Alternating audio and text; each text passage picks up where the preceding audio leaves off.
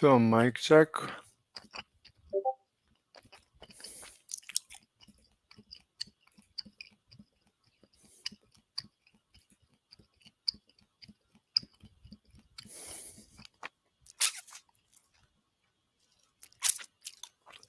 On politics.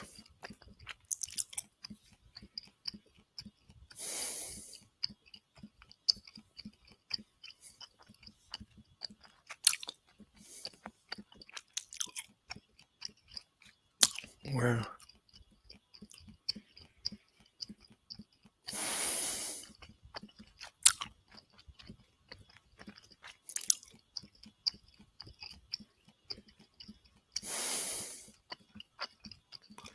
I'm looking for choking hazard.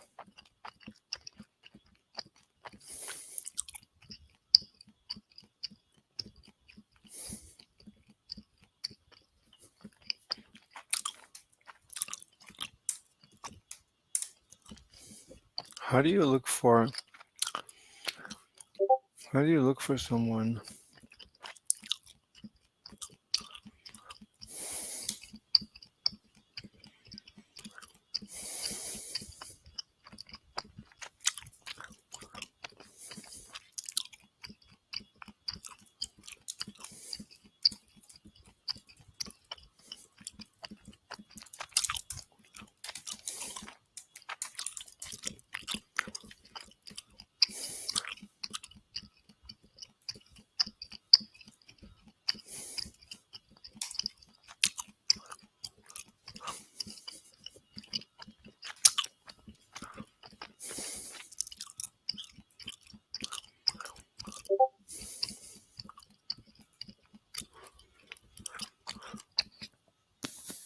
Um.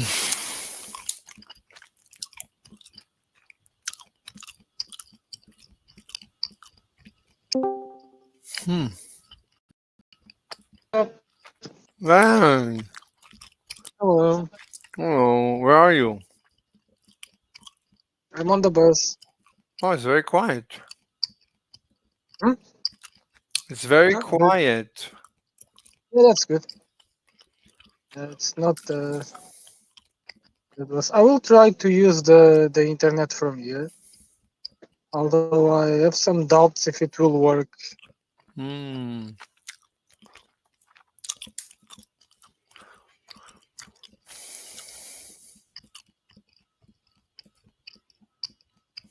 Hmm.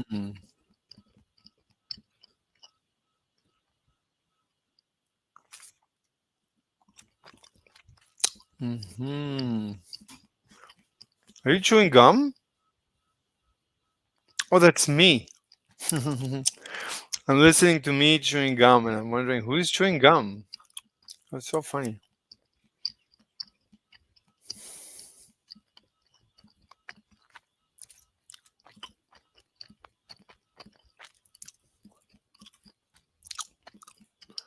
Are you gonna join the StreamYard? Chinas. Did it work?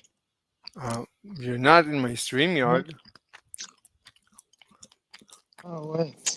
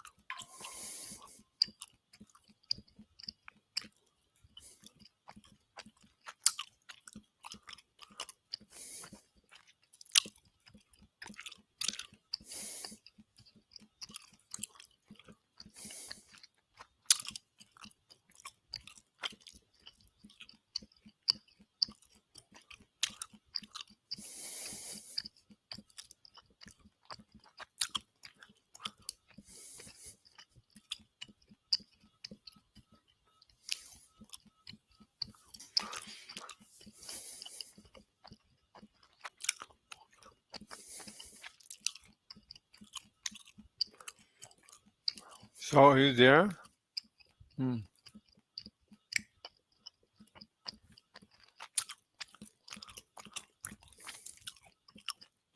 I'm trying to think of what a photon would do, but you can't fire a single photon at where you think you're gonna aiming for. You gotta fire multiple photons. So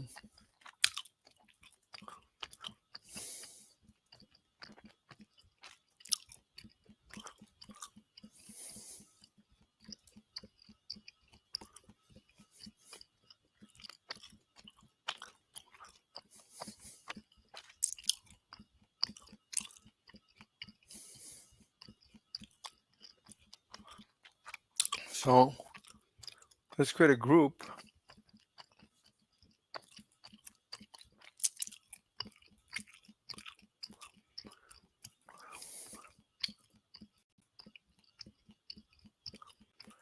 I'm going to unite them all, maybe without the arrow.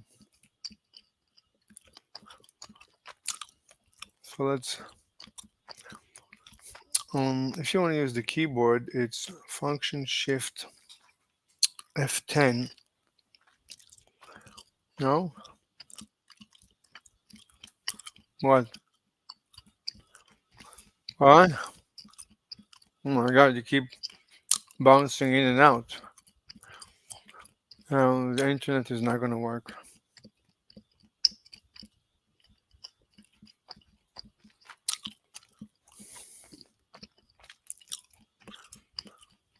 Okay. What's going on?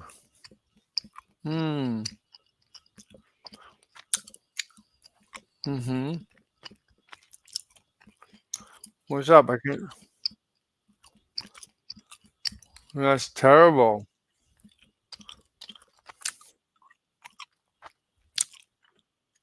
Yeah, very bad. Very, very bad. What just happened?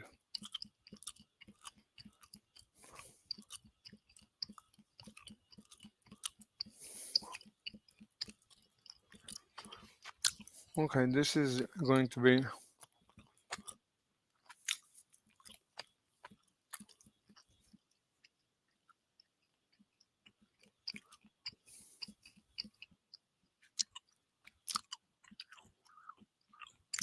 Um.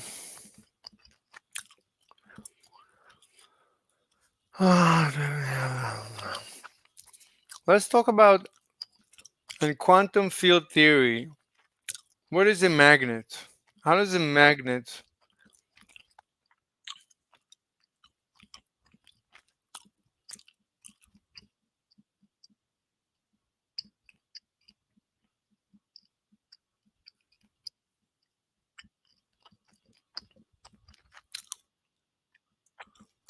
No.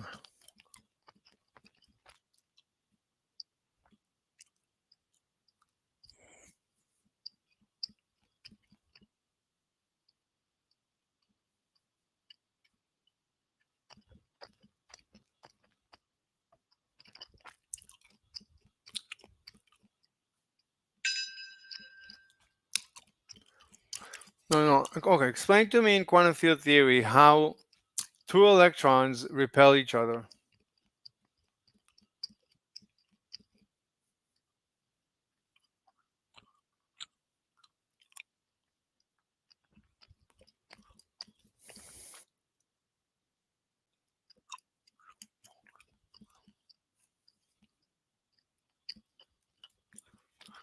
Mm-hmm.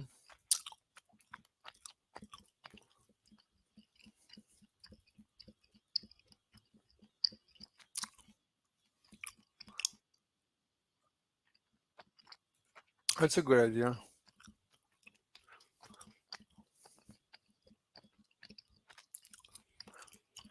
Because I'm working on a quantum field theory explanation of special relativity. I'm recreating the rubber ducky. The rubber ducky now has instead of emitter receiver, it has two electrons. One electron is emitting virtual photons. The other one,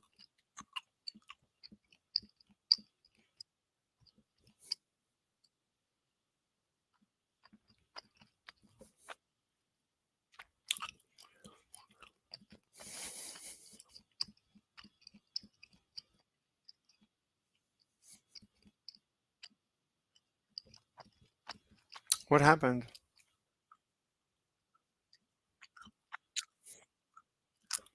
He Hover is from Ireland, so be careful. Maybe he's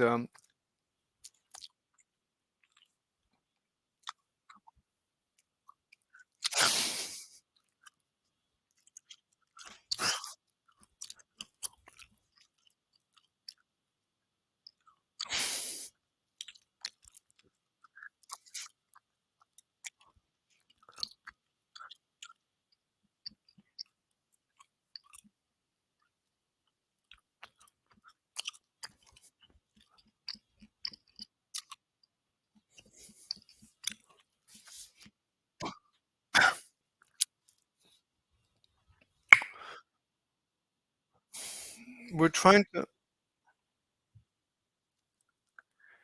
It's a, the question is fairly simple, and anyone can give the answer because right now I don't have an answer. So, how do two electrons repel each other quantum mechanically? Like, what exactly happens? How do they quantum mechanically? Meaning, I'm putting a stress on the term mechanically. So I need a mechanical explanation on the quantum level of how two electrons repel each other. How do they do it? Okay, so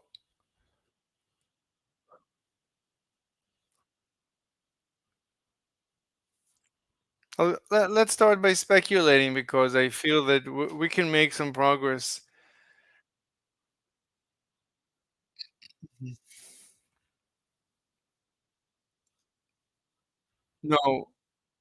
No, no, it can't be. It's because it doesn't matter which way they spin. They all electrons repel each other. We've never seen like what you're saying is every electron beam should split in two when it interacts like with negative with a like yeah no.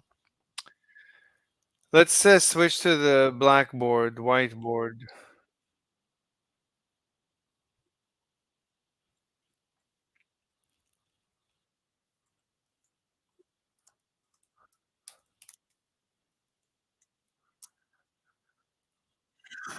No, it can't be related. No, it can't be.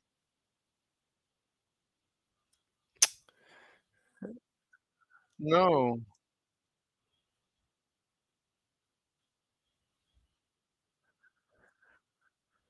no, no.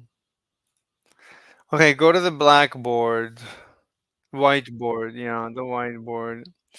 So I created a new whiteboard. Hover Da Vinci. Please go to whiteboard. Hover.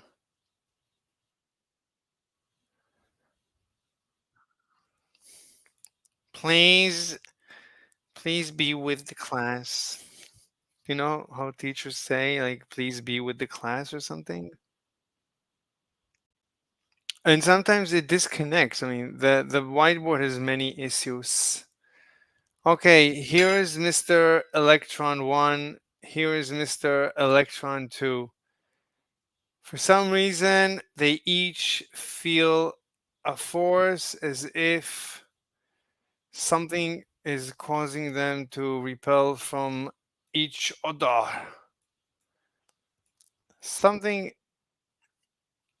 you gotta zoom out. You gotta zoom out, yeah. So two electrons, this is each, I'm gonna just say that maybe just so that you follow, I'll say E like usually when they want to say electron, they say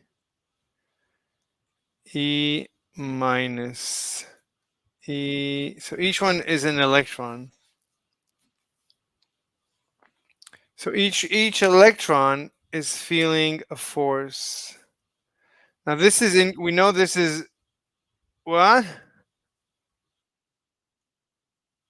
Right, exactly. So we know that electrons are waves. So this is, we know this is incorrect.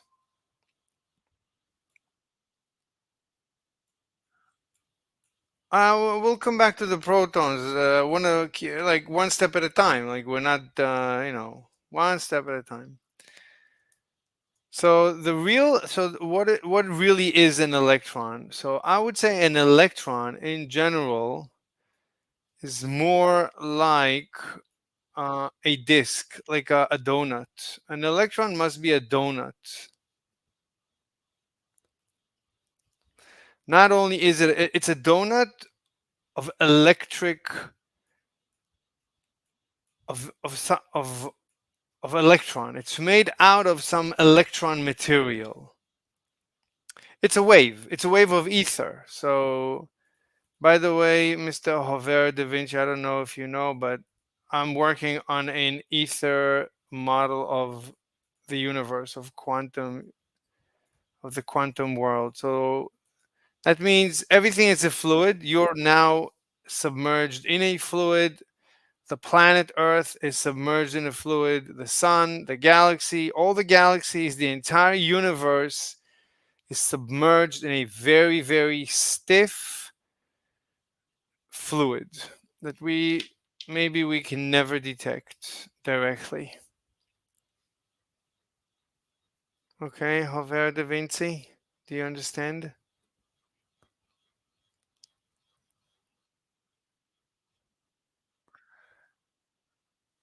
So my theory, as you say in your language, my theory is that you are now submerged in a fluid. So the story goes like this. So you know how we discussed how light, let light, let's say you take the light from a star. Let's say you go at night and there's a star in the sky,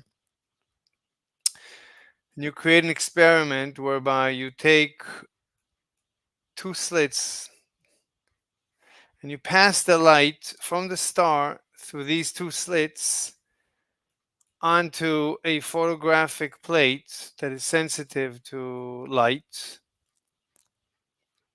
So we saw that the Indian girl, the beautiful Indian chick, we saw that she took laser light, she passed it through the two slits with her hair, a strand of her hair at the center. Remember what she got? She saw like many, many, many, many, many, many, many, many, many dots, dark, red, nothing, red, nothing. Do you remember that? Remember how the beam split into many, many, many beams? Remember that? Okay.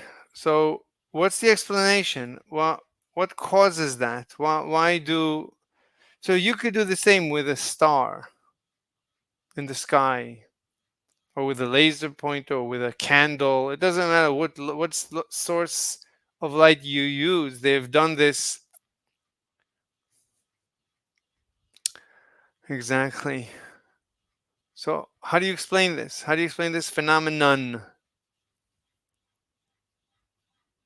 So we said we have two options. There's two explanations. So either light is made out of little particles that, as they go through the two slits, well, what would little particles going through two slits become many, many, many, many, many, many, many lines? Would that make any sense?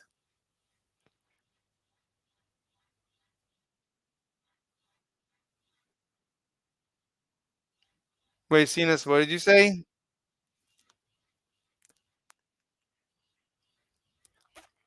You don't think? Anyway, if you fire a water jet, let's say, through two slits, Do you think it's going to spread into many, many, many, many, many lines?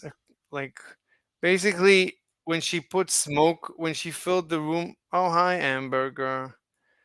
When she filled the room with smoke, it like it was basically it the light the light forked into I don't even know how many lines, but it was basically from one side of the room to the other side of the room.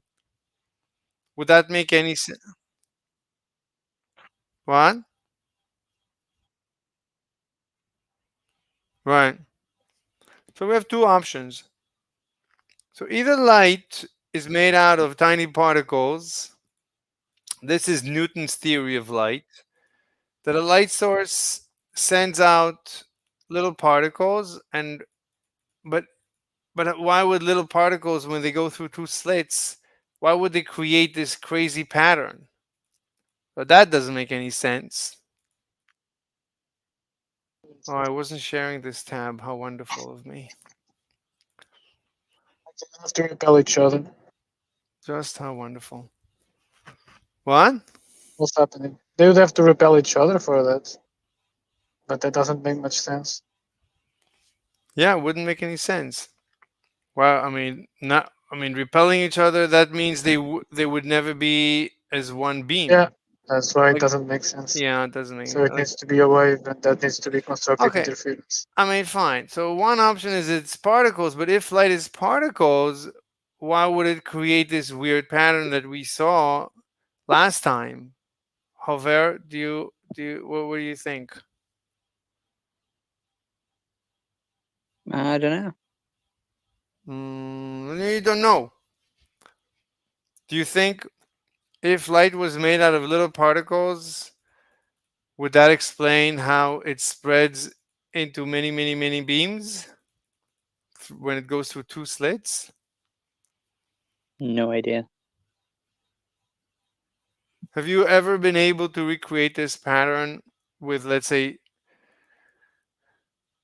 let's say you threw tennis balls.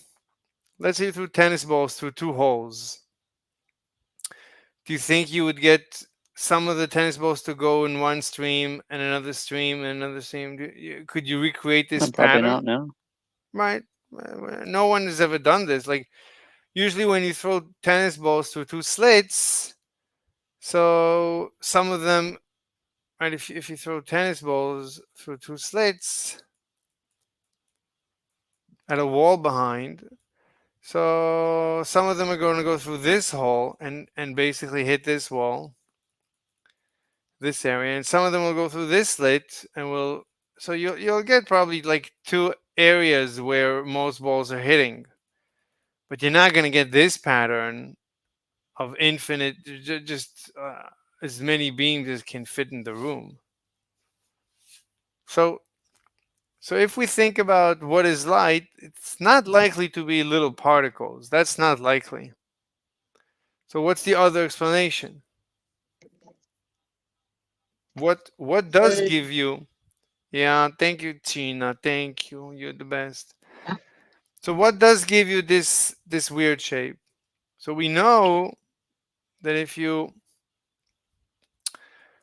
we know, as they say in India, we know that if you have a source of water waves and you pass water waves through two slits, then as they go through the two slits, a water wave going through two slits becomes basically two separate waves, and then they start interfering with each other,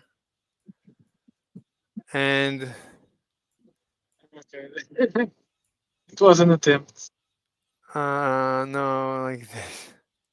Anyway, they create these points that they interfere with each other. So it's like two waves as they come at each other, this wave going this way and this wave going this way. As they come together, they become a double wave.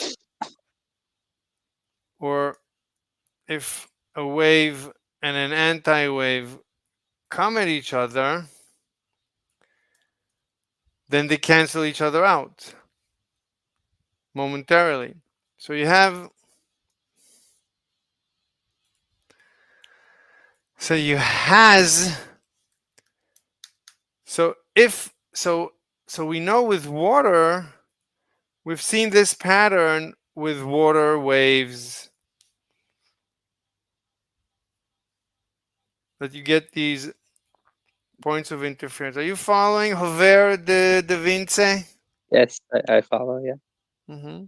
So have they replicated it with like sound waves? I wonder. Yeah. I don't know.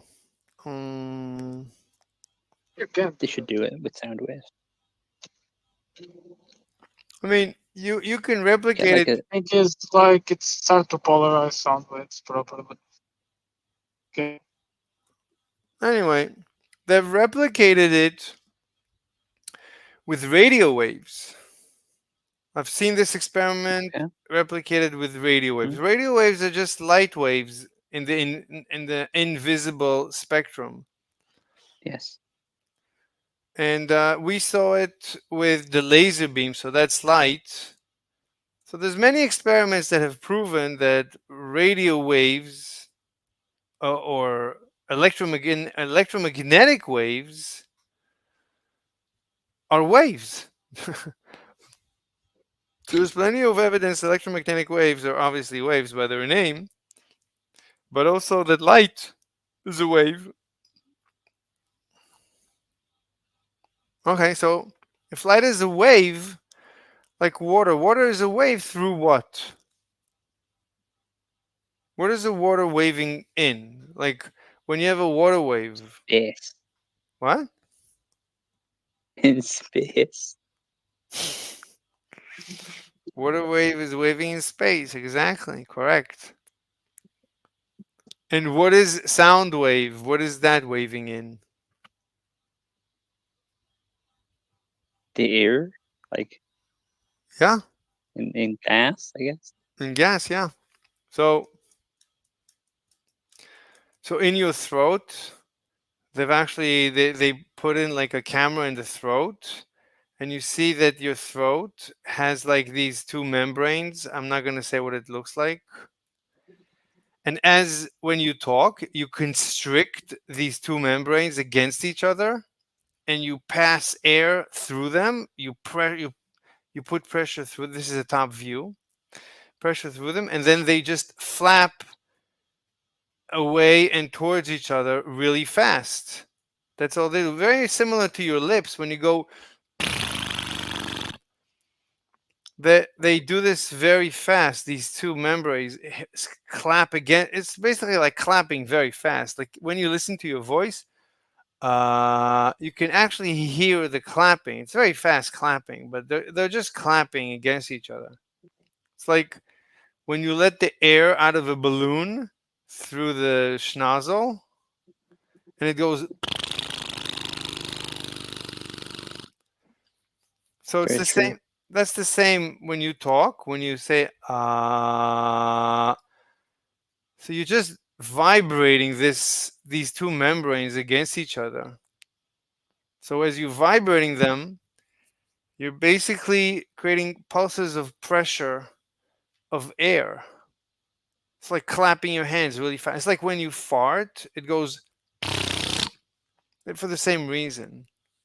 It's like your tushy cheeks are clapping against each other.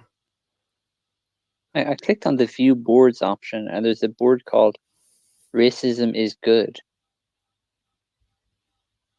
What board?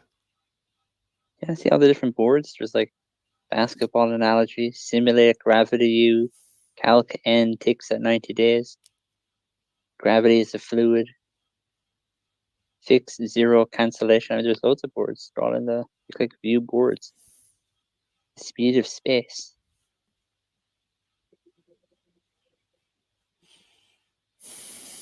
Oh, that's what's his Big name. wave. Huh? Yeah, I like the big wave. That's pretty cool. somebody made a presentation. Racism is good. We had a debate.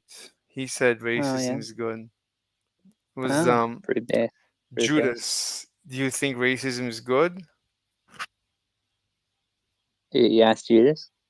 That's Judas. That was Judas' opinion. I don't know. Yeah.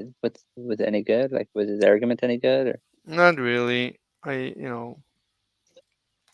used to be a racist, so I try to diffuse racists. Like I try to explain to them like that it's not a good. just explain there's fat ass black women out there, and they should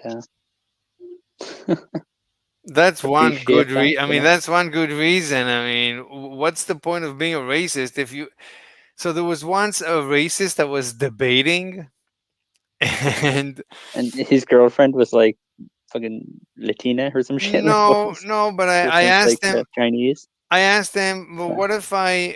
what if you had the option between two chicks? One is a hot black chick, and the other one is a not hot white chick. He's a white supremacist. I asked him, what would you prefer?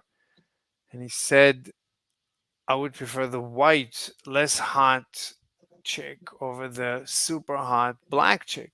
I said, why would you do that?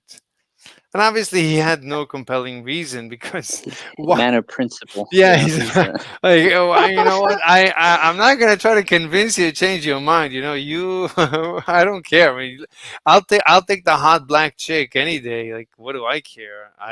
Mhm. Anyway. Some people, and that's basically racism. Racism is dumb. It's like you're foregoing goodness.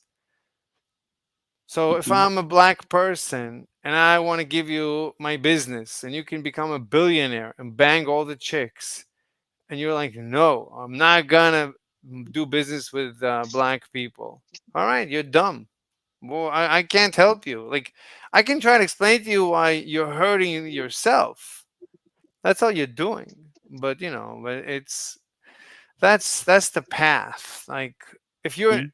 like, I'm an egoist. That's why I'm not a racist. Mhm. Oh, me too. I'm quite egoist as well. Yeah. Right. So if you're an egoist, then it doesn't make any sense to be a racist. Like, I see only one color in America, we say. I see only the color green. Do you know why the color green? Because it's money. It's E- dollar bills, yo. You know, Exactly. So that's what it's I like the Pink Floyd song "Money." It's a gas. that's all I need.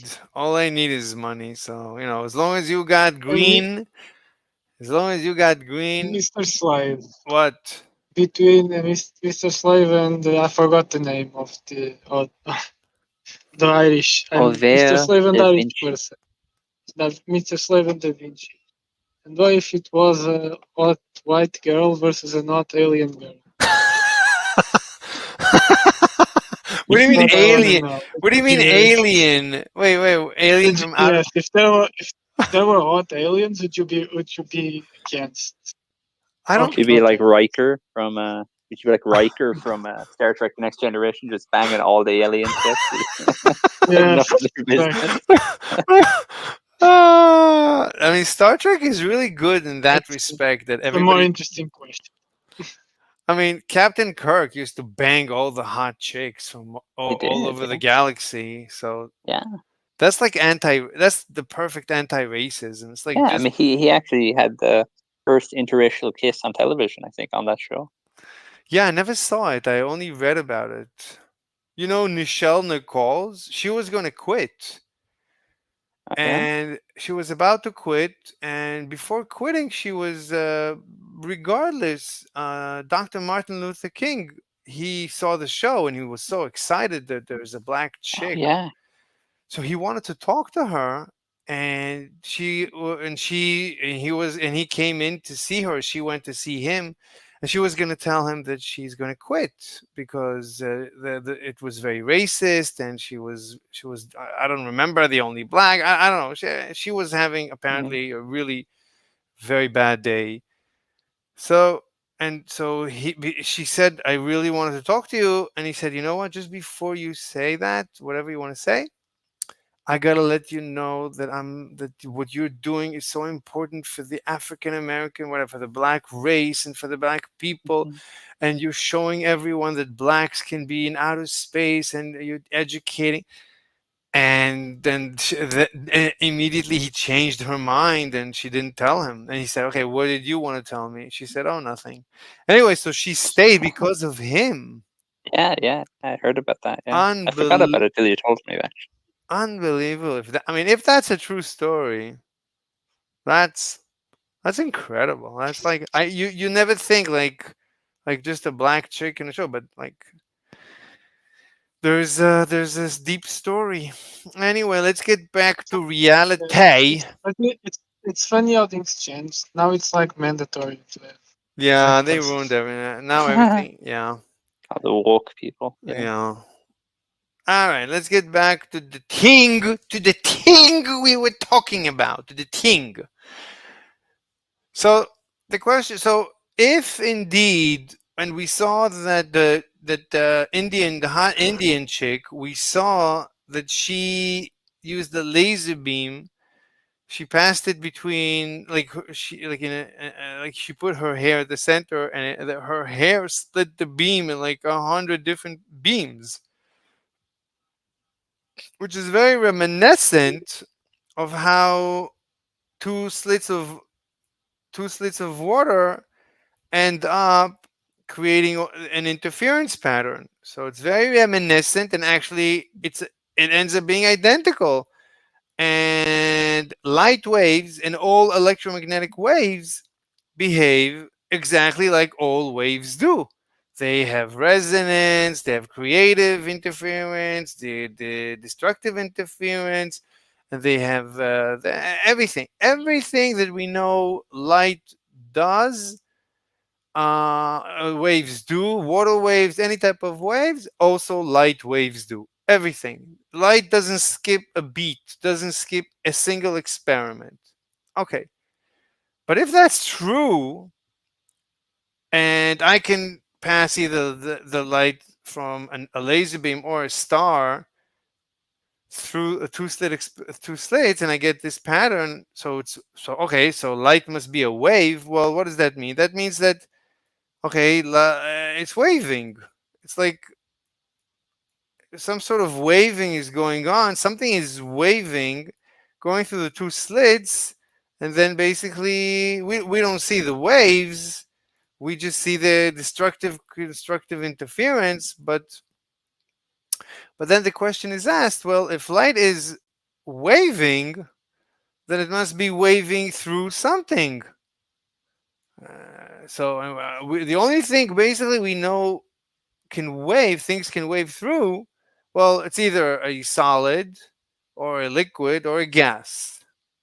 But something must be there. And since this could be a star on the other side of the universe, and this could be me looking at the star, this means that between me and the star, there must be either a solid or a liquid or a gas.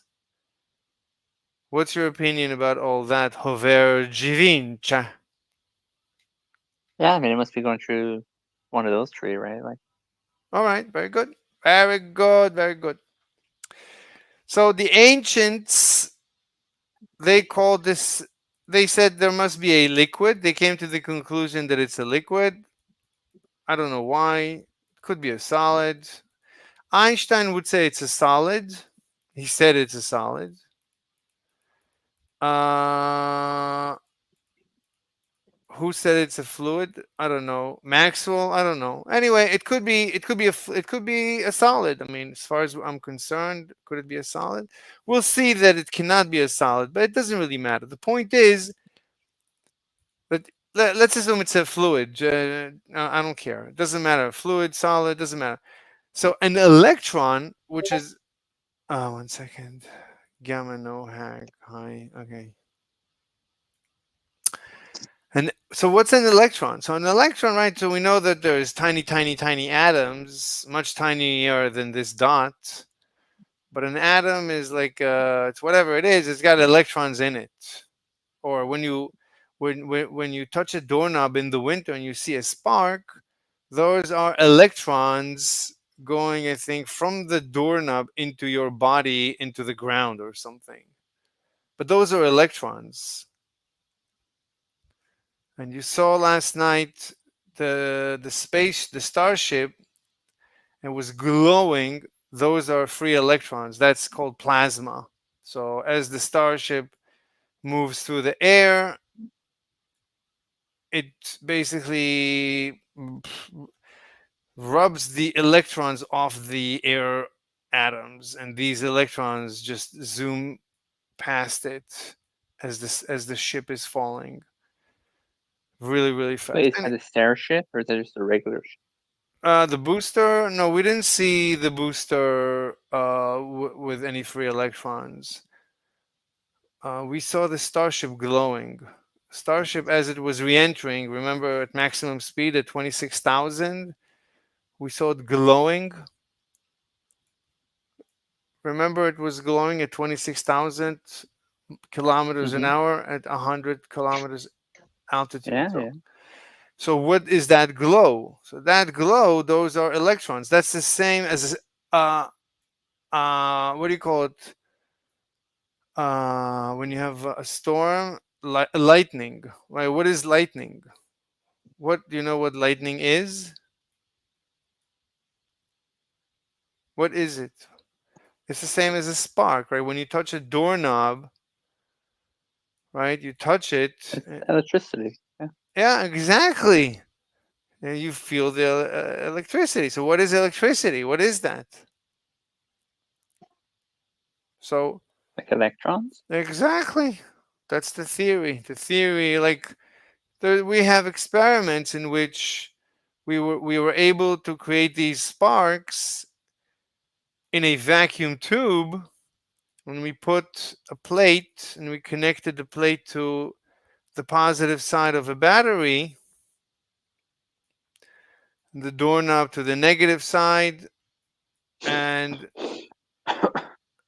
the positive side of the battery to the plate, and we were able to cause the spark to just fly. Well, there was a hole in this plate, but the spark just went through.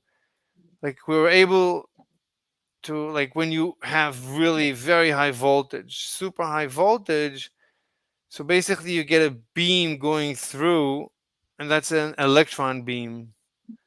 Anyway, What do they call that? That like eddy currents, or is this that's like the photoelectric effect, or what is? that's called a television.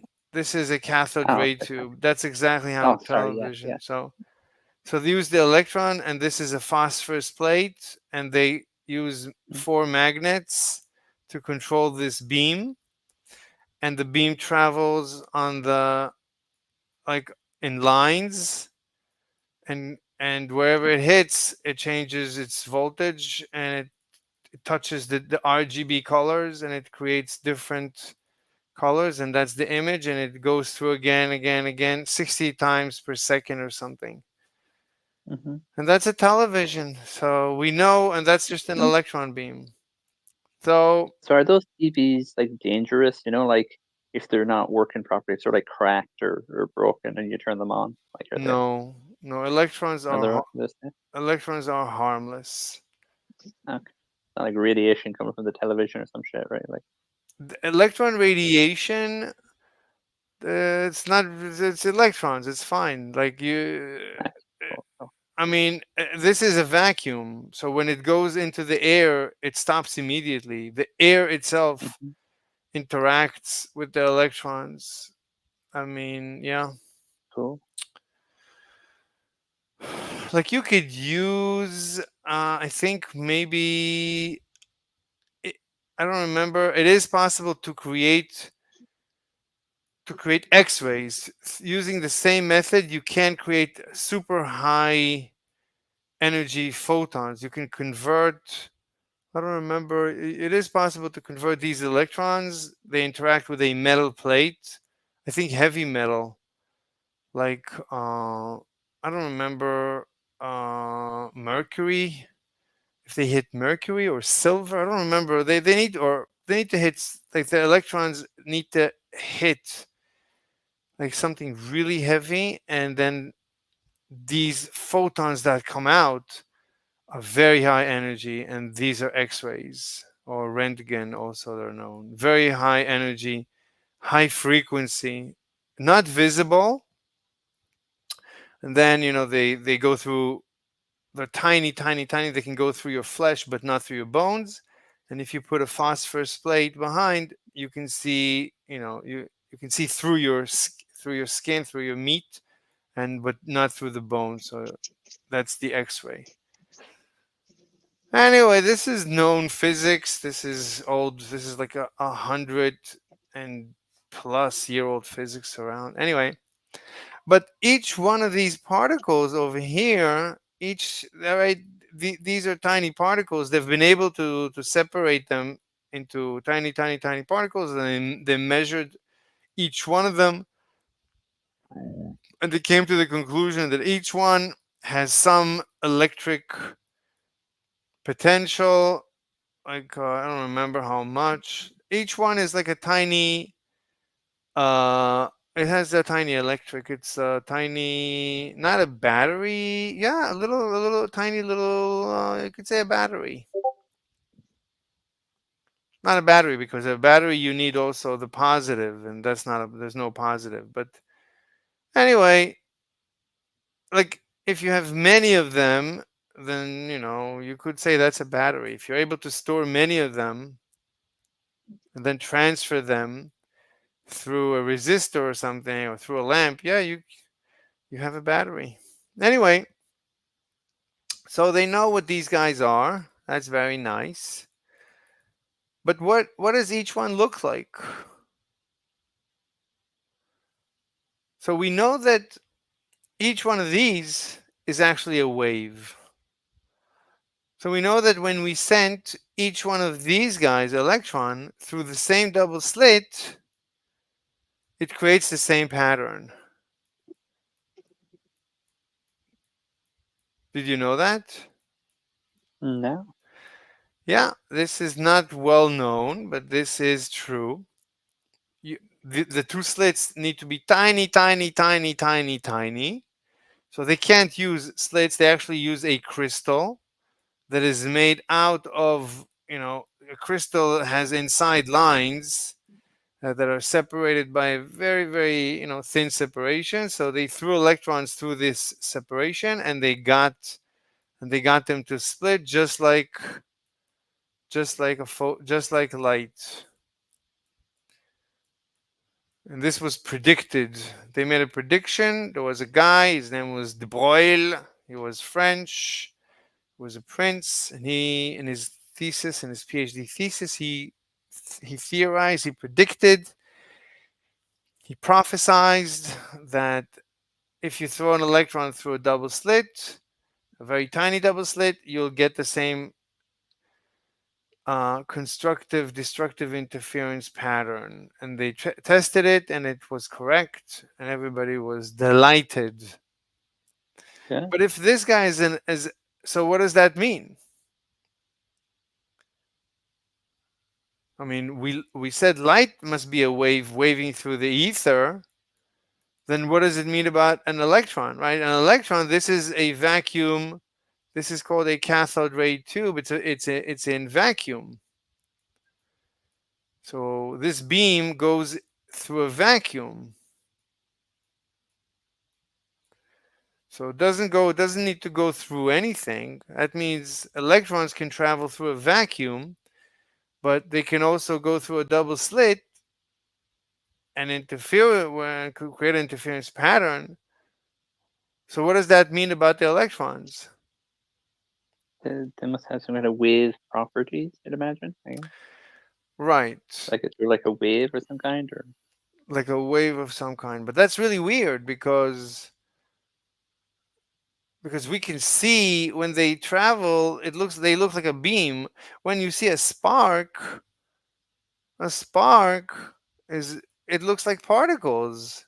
When we saw yesterday the plasma, I would say looks like I mean, it doesn't look like light. It doesn't go anywhere. It's just there. Um, but especially a spark or a lightning, when you look at lightning, it looks like it's made out of particles. Especially the beam. When you fire an electron beam, that looks like little particles. So how is that?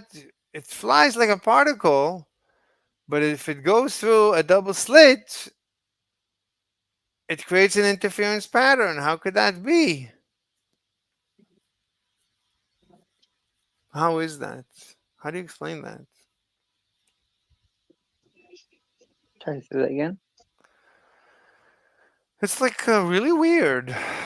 So you see an electron beam. You're able, right? You use very high voltage, and you connect it to the doorknob, the high negative voltage, and the positive you connect to a plate with a hole in the center. There's a hole in the center or something. Yeah. And this is the positive. And you can see the electron beam. I can show you experiments. You see the beam going through the hole, and you can control it with 4 magnets, and you can have a television, and everything seems to work. It looks like particles. It doesn't look like. I mean, you could say it's like it has some similarity to a laser beam. I would grant you that an electron beam has certain similarities to a laser beam. But we know that this electron beam, it's lightning, and it's also sparks from doorknobs in the winter, which don't look like laser beams so much. It looks like it's little tiny particles. And these same guys, if you put them in a wire, they're running your computer right now. Those guys running around, those tiny electrons inside metal wires, they transfer electric signals, and those signals are used to create logic gates. And like inside a steel or a copper or a silicone wire, so these guys travel. So I mean, what are those things? Like, electrons are really weird. What's going on? What is an electron? It seems to be able to go through a vacuum. We saw it yesterday in outer space. I mean, as the spaceship was hitting the air. Okay, we see them in lightning. We see them in sparks. We see them in electron beams. We see them in wires. They, like, if you put them inside a light bulb, they create light. They shine. If you put a lot of electrons in a battery, and you connect the battery to a light bulb, it heats up, because the electrons are going through the battery, through the tungsten, and they heat it up. But these electrons are able to travel through steel cables or copper cables or tungsten, whatever they go through, and they glow, but they're able to go through. So what is an electron? What is it? Can you explain to me what the heck is an electron? Well, I'm not a physicist. I couldn't really. Well, Tell you they more can't. about it. Oh, congratulations! They don't have an answer. Everything Oh. I'm saying, this is completely me and Sinus. We're working on this theory. So if you would listen to actual physicists explaining everything until now, you would want to kill yourself. Well, Yeah. So I need your answer. You're now smarter than the rest of them combined. So what is an electron? and I guess I just don't understand the question. Like, so there's a thing we have that we've described like some part of the universe, it's interacting in a particular way, quite like a wave, and other times it's acting quite like a particle. Wait, are you talking about light or are you talking about an electron?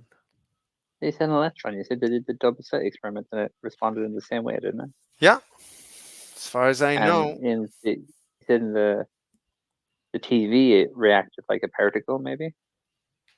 Looks like it, yeah. It's an electron beam. I can show you pictures, I can show you videos of Mhm. an electron. Do you want to see an electron beam? Sure. No, it's up to you if you want to see one. Sure. Okay. Yeah. Okay, let me look one up. An electron. I didn't even know. It's called a Electron beam. cathode ray. It's a very popular experiment on YouTube. Let me check that it's a good experiment. Experimenti.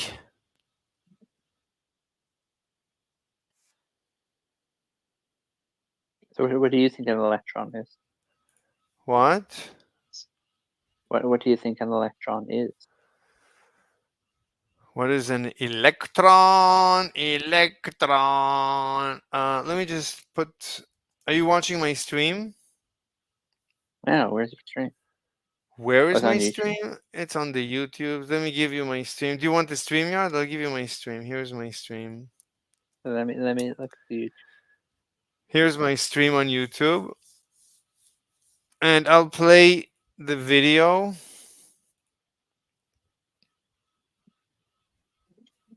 Properties of electrons as particles and waves. This is called a cathode ray tube. It generates electrons, and when they strike this white screen, you're going to see a green beam. I can prove that they're electrons by deflecting it with a magnet. So what we're seeing here, she's not explaining, but like this is very high voltage. This is negative high voltage on the left, positive high voltage on the right. I mean, these are like alligator clips, but this is very high voltage. This is a vacuum chamber. They took the air out through this and they put a piece of paper or a fluorescent, some piece of fluorescent paper. I don't know what that's all about. Maybe it has fluoride that is, it happens to shine when electrons hit it or something. Anyway, and then you see there's a beam here, and then she puts the magnet and the beam curves. So This device also puts out X-rays. the way it curves is just as we would expect a beam of electrons to curve. It generates electrons, and when they strike this white screen, you're going to see a green beam. I can prove that they're electrons by deflecting it with a magnet. Okay. She can deflect it with a magnet. She can deflect it with electric field. So it looks like electrons. It looks like electrons. And This device also puts out X-rays. I can prove you. It generates Let me electrons, just- and when they strike this white screen, you're going to see a green beam. I can prove that they're electrons by deflecting it with a magnet. yeah, I mean, you see, as it goes out into the world, it disappears. I think it just when it meets air, it just disappears. What did she say after? This device also puts out X-rays, which I'm going to measure with this Geiger No counter. idea. She says it's going to also create now X-rays. I think you see this. Maybe this says X-rays. I think you just need to raise the. She just clicked on the voltage.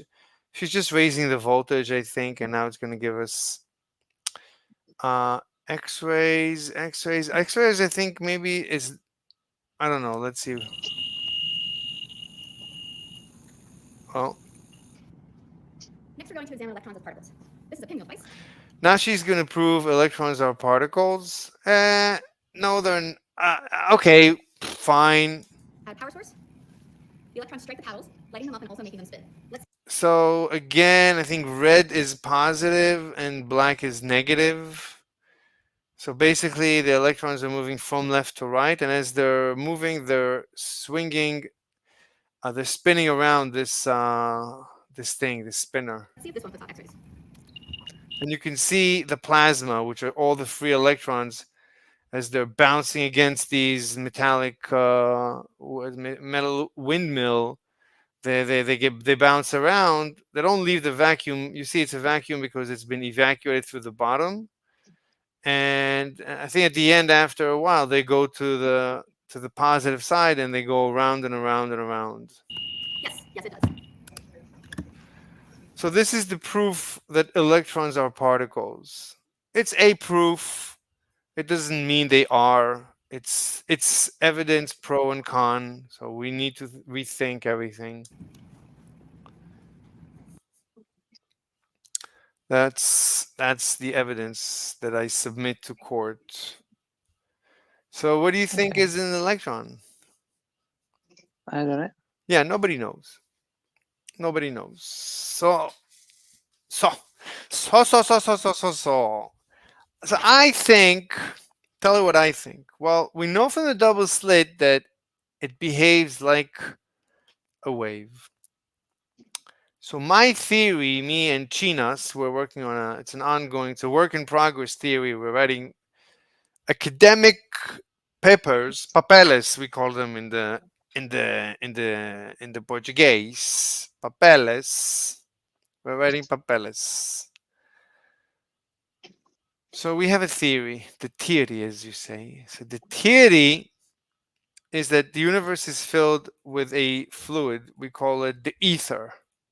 It's a fluid. And light, it waves through this fluid, and that's fine. And the electron is also, these electrons, they're also waving through this fluid, but it's not a normal wave. Like a normal wave, it goes one way and done. An electron is a little different. It's just a tiny bit different. So what is the difference? So the difference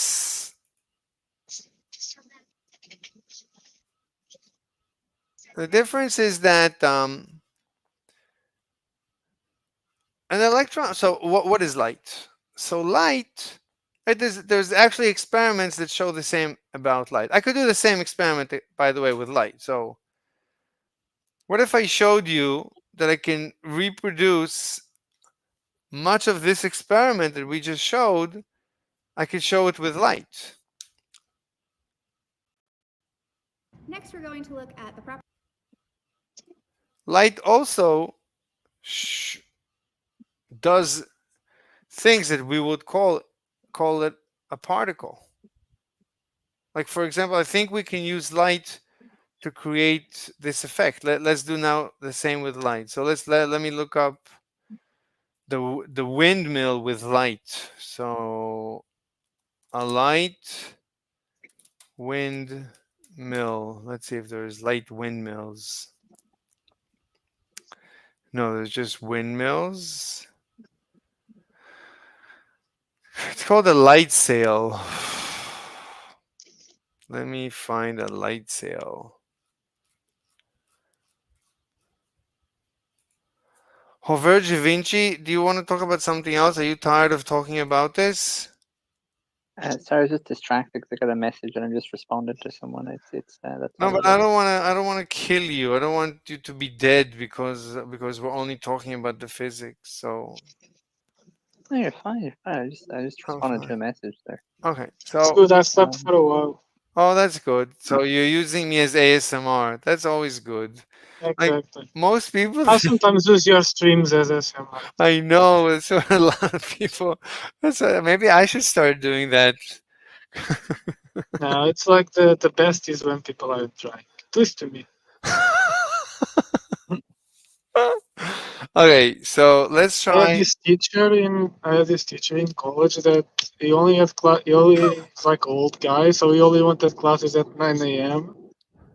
and he spoke Oh my god. like this.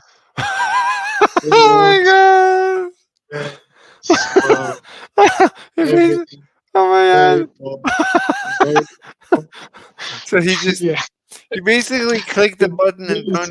turned off your brain. Yes, people are just like Oh my slept. god. I slept in like every class. Oh my god. All right. So I light. got offended every time.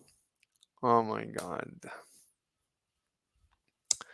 Let me see. Light sail experimenti. Light sail experimenti. Experimenti.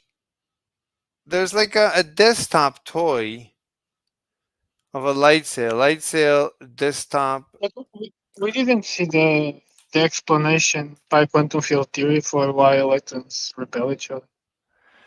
Yeah, I mean, we don't know. I'm talking to Javier Givinci, and What's I'm that? going back to first principles. I can't just start from the 10th principle.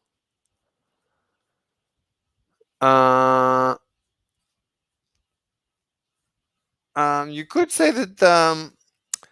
I mean, Einstein claimed that the photoelectric effect is explained by light being a particle.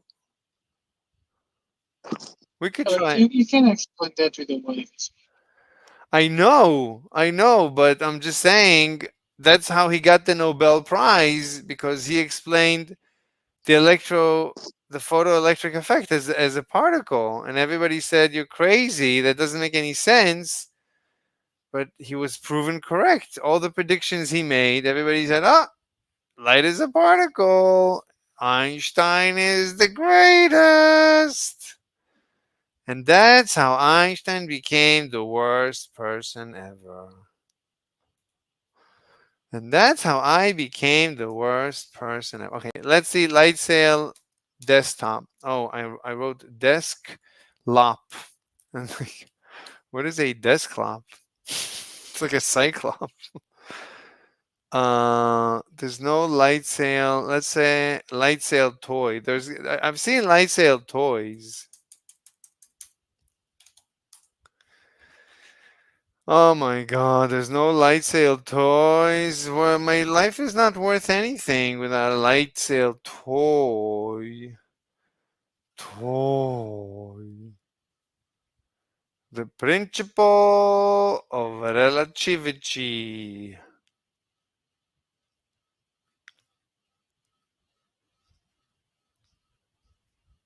What? How do you create? What would you search for to see that spinny thing? That spinny thing. What do you call the spinny thing? I guess a spinning thing. I don't know what is spinning thing. Like a buffer icon? Like, I don't know. So I want to see sun light spinner. I just want to see something spinning.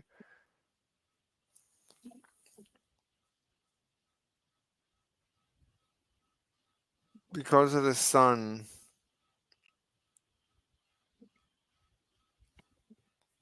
Oh, what's this? I don't know. That's it. No. Oh, there it is. Found it.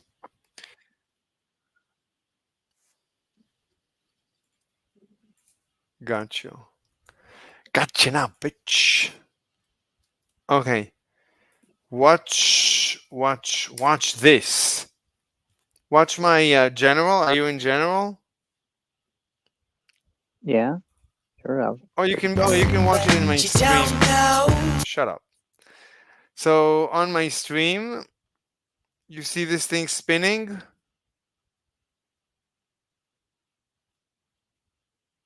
Do you see it? Wait, what? Oh yeah, the light thing that you shine the light in. I can't remember the name of it. Right, but this is just from sunlight.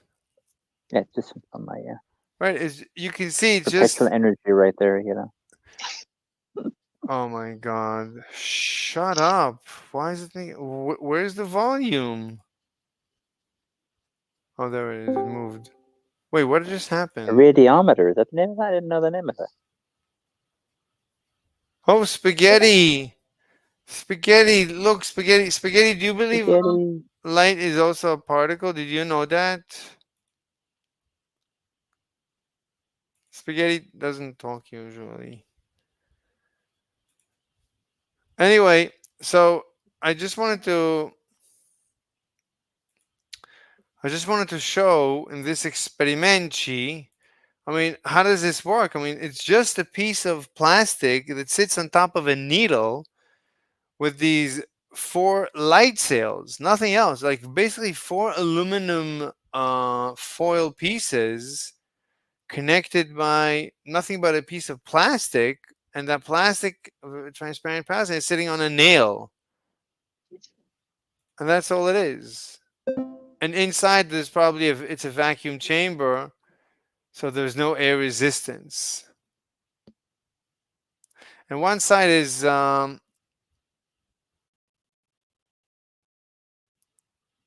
why is it picking one side? Why is it rotating one side, not towards the other side?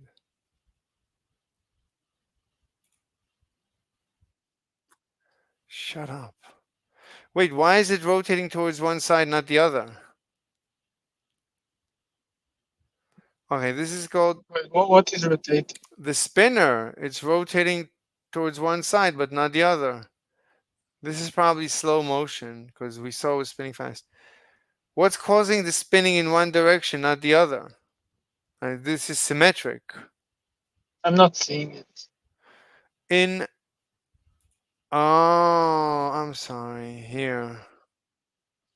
No, it keeps. I have Oh my to god. leave this activity. It says watch again on YouTube. So dumb. Here.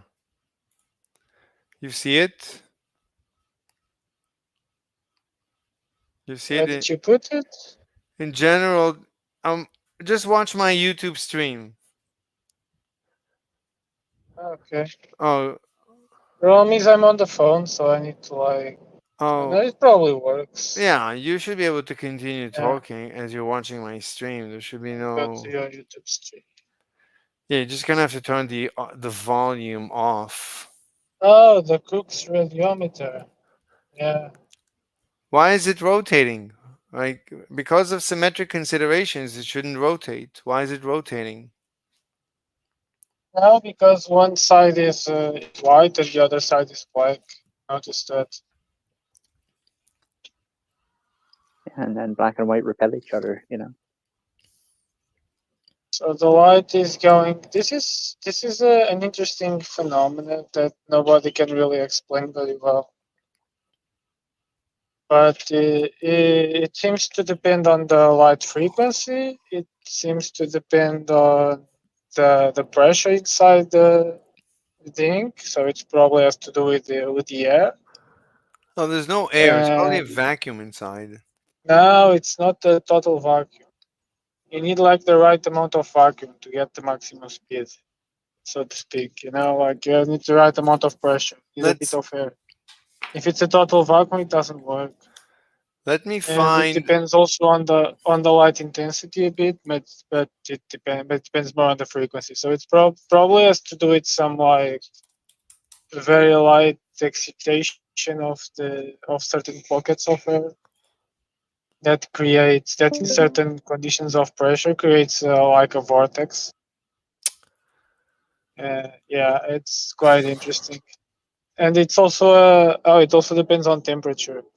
So you can imitate this by like having like a cold thing near it, and it Okay. will rotate the other direction that it would with light.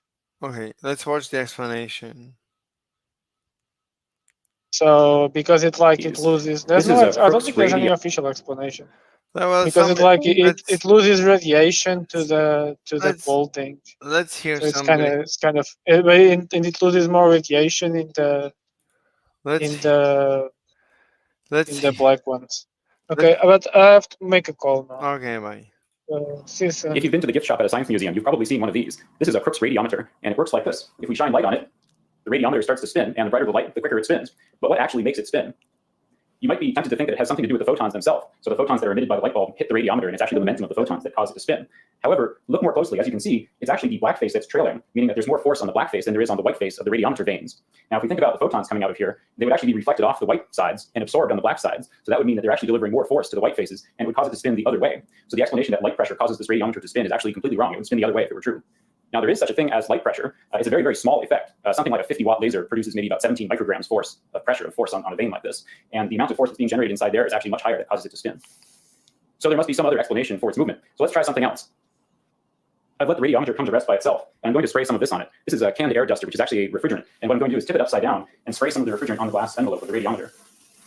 And as you can see, it's actually spinning backwards relative to the way that it was spinning when we shined the light bulb on it. So clearly there is something else going on here. If it were just a photon effect, making the glass envelope cold would not cause it to spin backwards because we aren't pulling photons out that way. As you might have guessed, the effect is thermal, and it does require that there be some gas in the radiometer envelope. If there were no gas at all inside here, then the only thing that could touch the rotor and make it spin would be the photons shining on it. And we determined that can't be right because the photons would be making it spin the other way. We also know that it doesn't work if we're just at ambient pressure. So if we just broke this glass envelope and shined light on this, it wouldn't spin. The gift stores would be unhappy because they wouldn't be able to sell you this neat little glass envelope. So that means that there must be some ideal pressure at which the thing works really well. It can't be zero, and it can't be ambient pressure.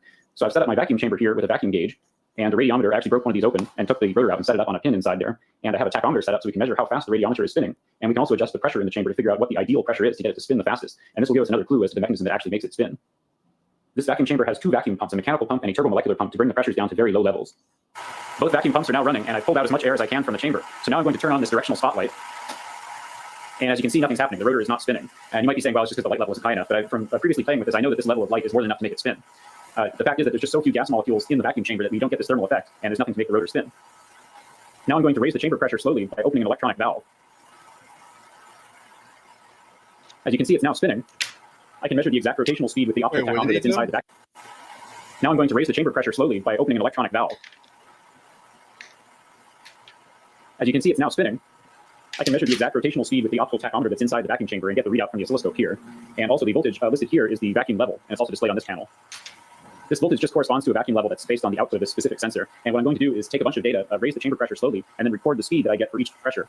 Okay, we now have our data, and just as we suspected, the radiometer doesn't spin at very low pressures, and it doesn't spin at very high pressures, but there's this perfect balance point, which in this case corresponds to about 7 millitorr. And that means that a gas molecule travels about 1 centimeter before hitting another gas molecule, just to give you an idea of how dense the environment is inside the chamber. For comparison, at very low pressures, and it doesn't spin at very high pressures, but there's this perfect balance point, which in this case corresponds to about 7 millitorr. And that means that a gas molecule travels about 1 centimeter before hitting another gas molecule, just to give you an idea of how dense the environment is inside the chamber. For comparison, at ambient pressures, I think the distance is about 100 nanometers, so quite a bit less dense than ambient pressure. So what makes it actually spin? Well, there's two contributing factors. One is that when a gas molecule comes in and hits one of the black phases, it recoils with a bit more energy because the black phase is hotter than the white phase. There's another effect called thermal transpiration, which just means that there's a pressure differential set up by the hot phase and the cooler phase. But it's a thermal effect, so one side of the phase is a little bit hotter than the other, and it causes these things to happen. However, what's interesting is that both the thermal recoil and the thermal transpiration effect only occurs at the edge of the vanes. And coincidentally, the vanes are about 1 centimeter on an edge, just like the mean path length that corresponds to 7 millitorr there. So I'm not sure if that's a coincidence, but it seems quite interesting, and I'm very tempted to make a radiometer with larger vanes and see if its optimal pressure is lower. Okay, see you next time. Bye.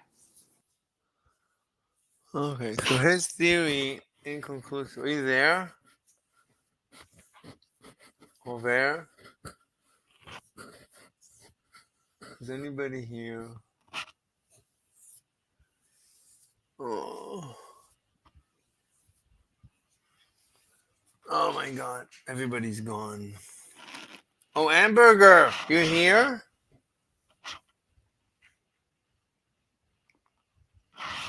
Amber, you here?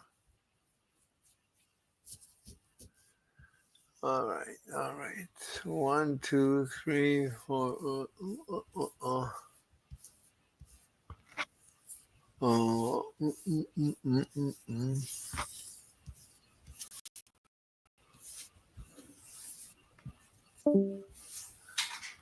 I'm all alone.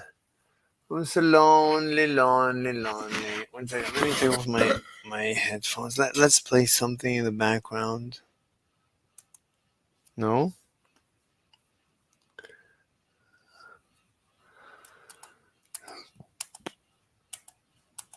Mm-hmm.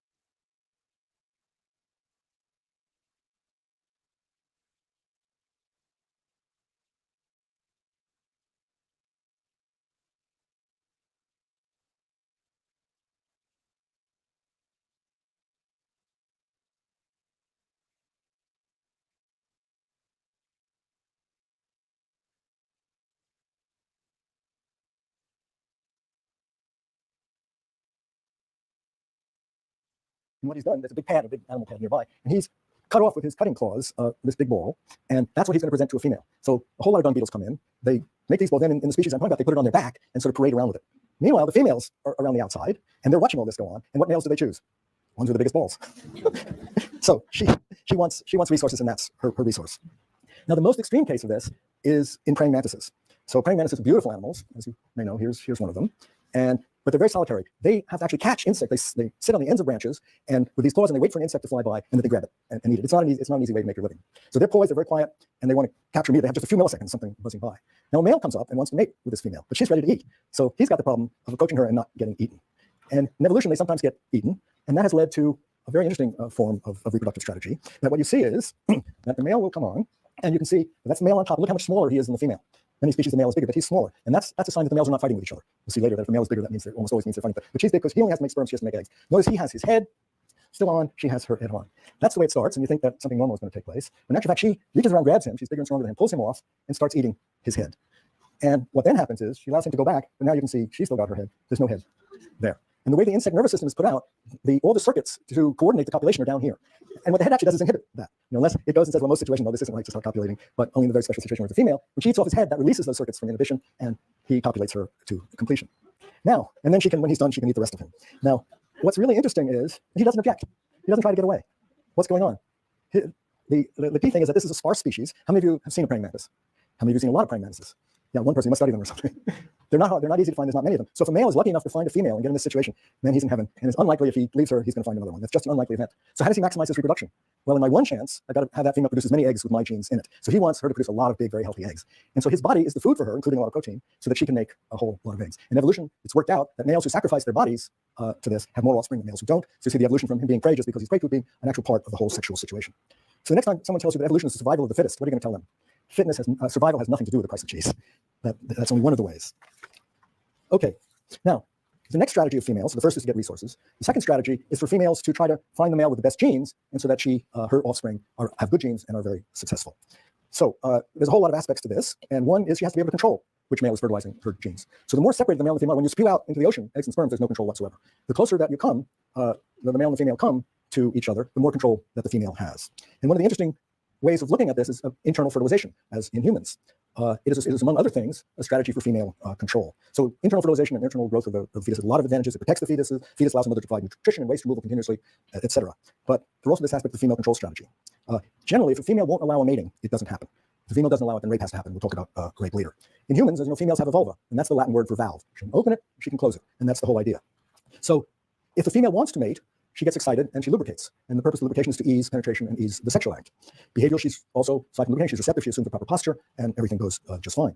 But if she doesn't want to do it, and these things don't happen, there's no lubrication, there's no assumption of the proper posture, which is necessary for internal fertilization, then it's very hard for the male to intromit, and probably sexual intercourse won't happen. In a real rape, say among humans, the vagina does not lubricate, and that's why there's so much lacerating and tearing of the vaginal walls. That's why it's so dangerous, because it's part of the human-female strategy to control what males inseminate her is to not lubricate, but if she's forced, there can be a lot of damage done to her.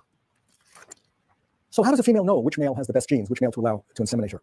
She has to either watch a competition or see the male in some way, or know the outcome of some competition that she doesn't see by, say, detecting the male's position in a status hierarchy.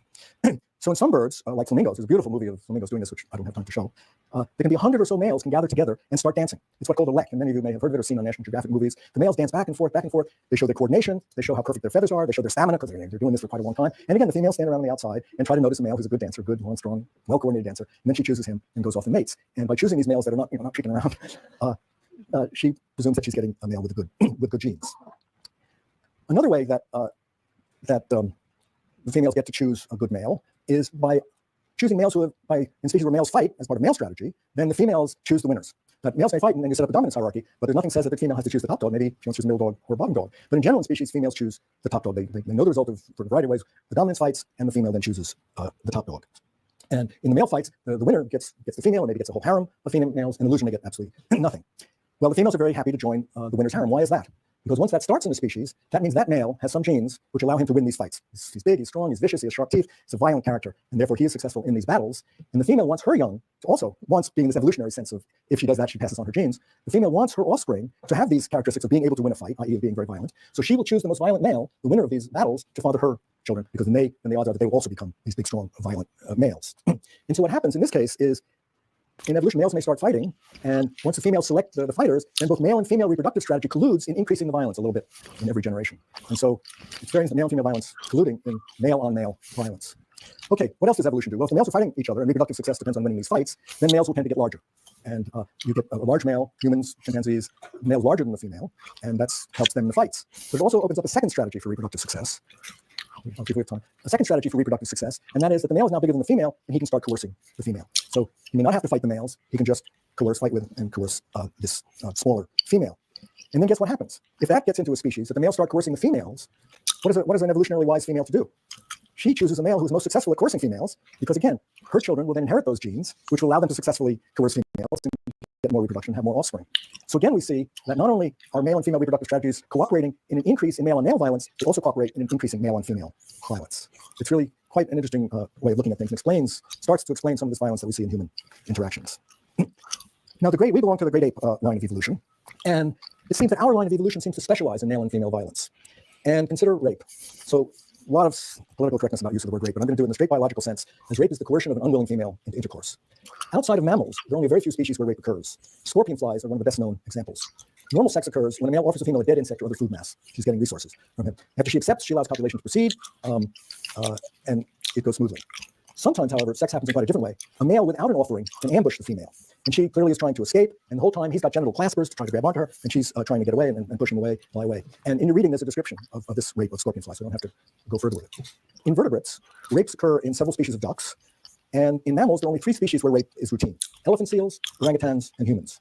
Rape occurs occasionally in 3 other mammal species: chimpanzees, howler monkeys, and gorillas when they're captive. It has not been observed in the wild. More rich. And in mammals, there are only 3 species where rape is routine: elephant seals, orangutans, and humans. Rape occurs occasionally in 3 other mammal species: chimpanzees, howler monkeys, and gorillas when they're captive. It has not been observed in the wild. So this is really quite striking. So of the 6 species, mammalian species, in which rape has been observed, 5 of those are the great are apes. I'm sorry, 1 is a monkey. The 6 species of primates where it's been observed, 4 are great apes like us.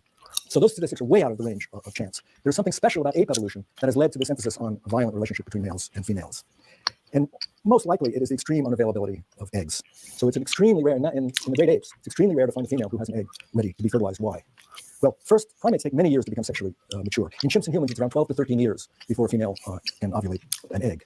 So and then primate mothers have these long gestation periods, 8 months in chimps, 9 months in humans. And so just counting gestation and recovery from childbirth, females can have at most 1 young a year, which means 1 egg available for fertilization in a whole year.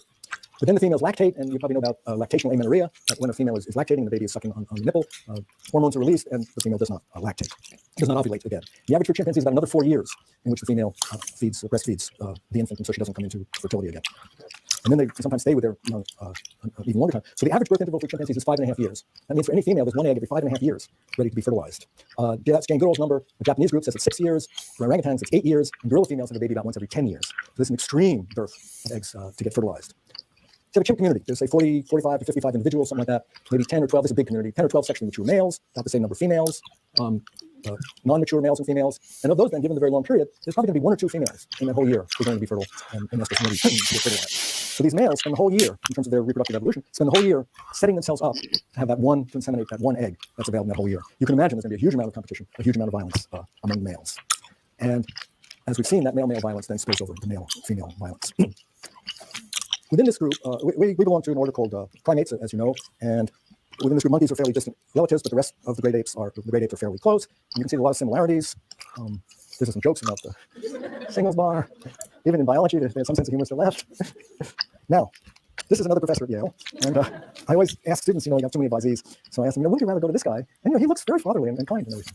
Well, that's an orangutan, and of the great apes, it's as far distant from humans as the most distant species, and yet looks pretty much, you can empathize with that as almost a human being. It doesn't take a lot of evolution to go between these two.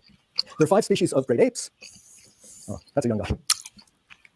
This is a time scale. About 15 million years ago, there was 1 line of evolution coming up from a long time ago, and the first event was that orangutans split off the tree. That the tree split and 1 branch became orangutans. Then about 10 million years ago, there was another split and gorillas went off. And a group went off and became gorillas. Then about 6 million years ago, another group came off and they evolved into humans. The most recent split is about 2 million years ago and gave 2 species, very similar species, chimpanzees and bonobos. The farther distant the split is, the more there's been time to evolve differently. So an orangutan, who has that nice guy, is very distant from the other species. So that's our family tree.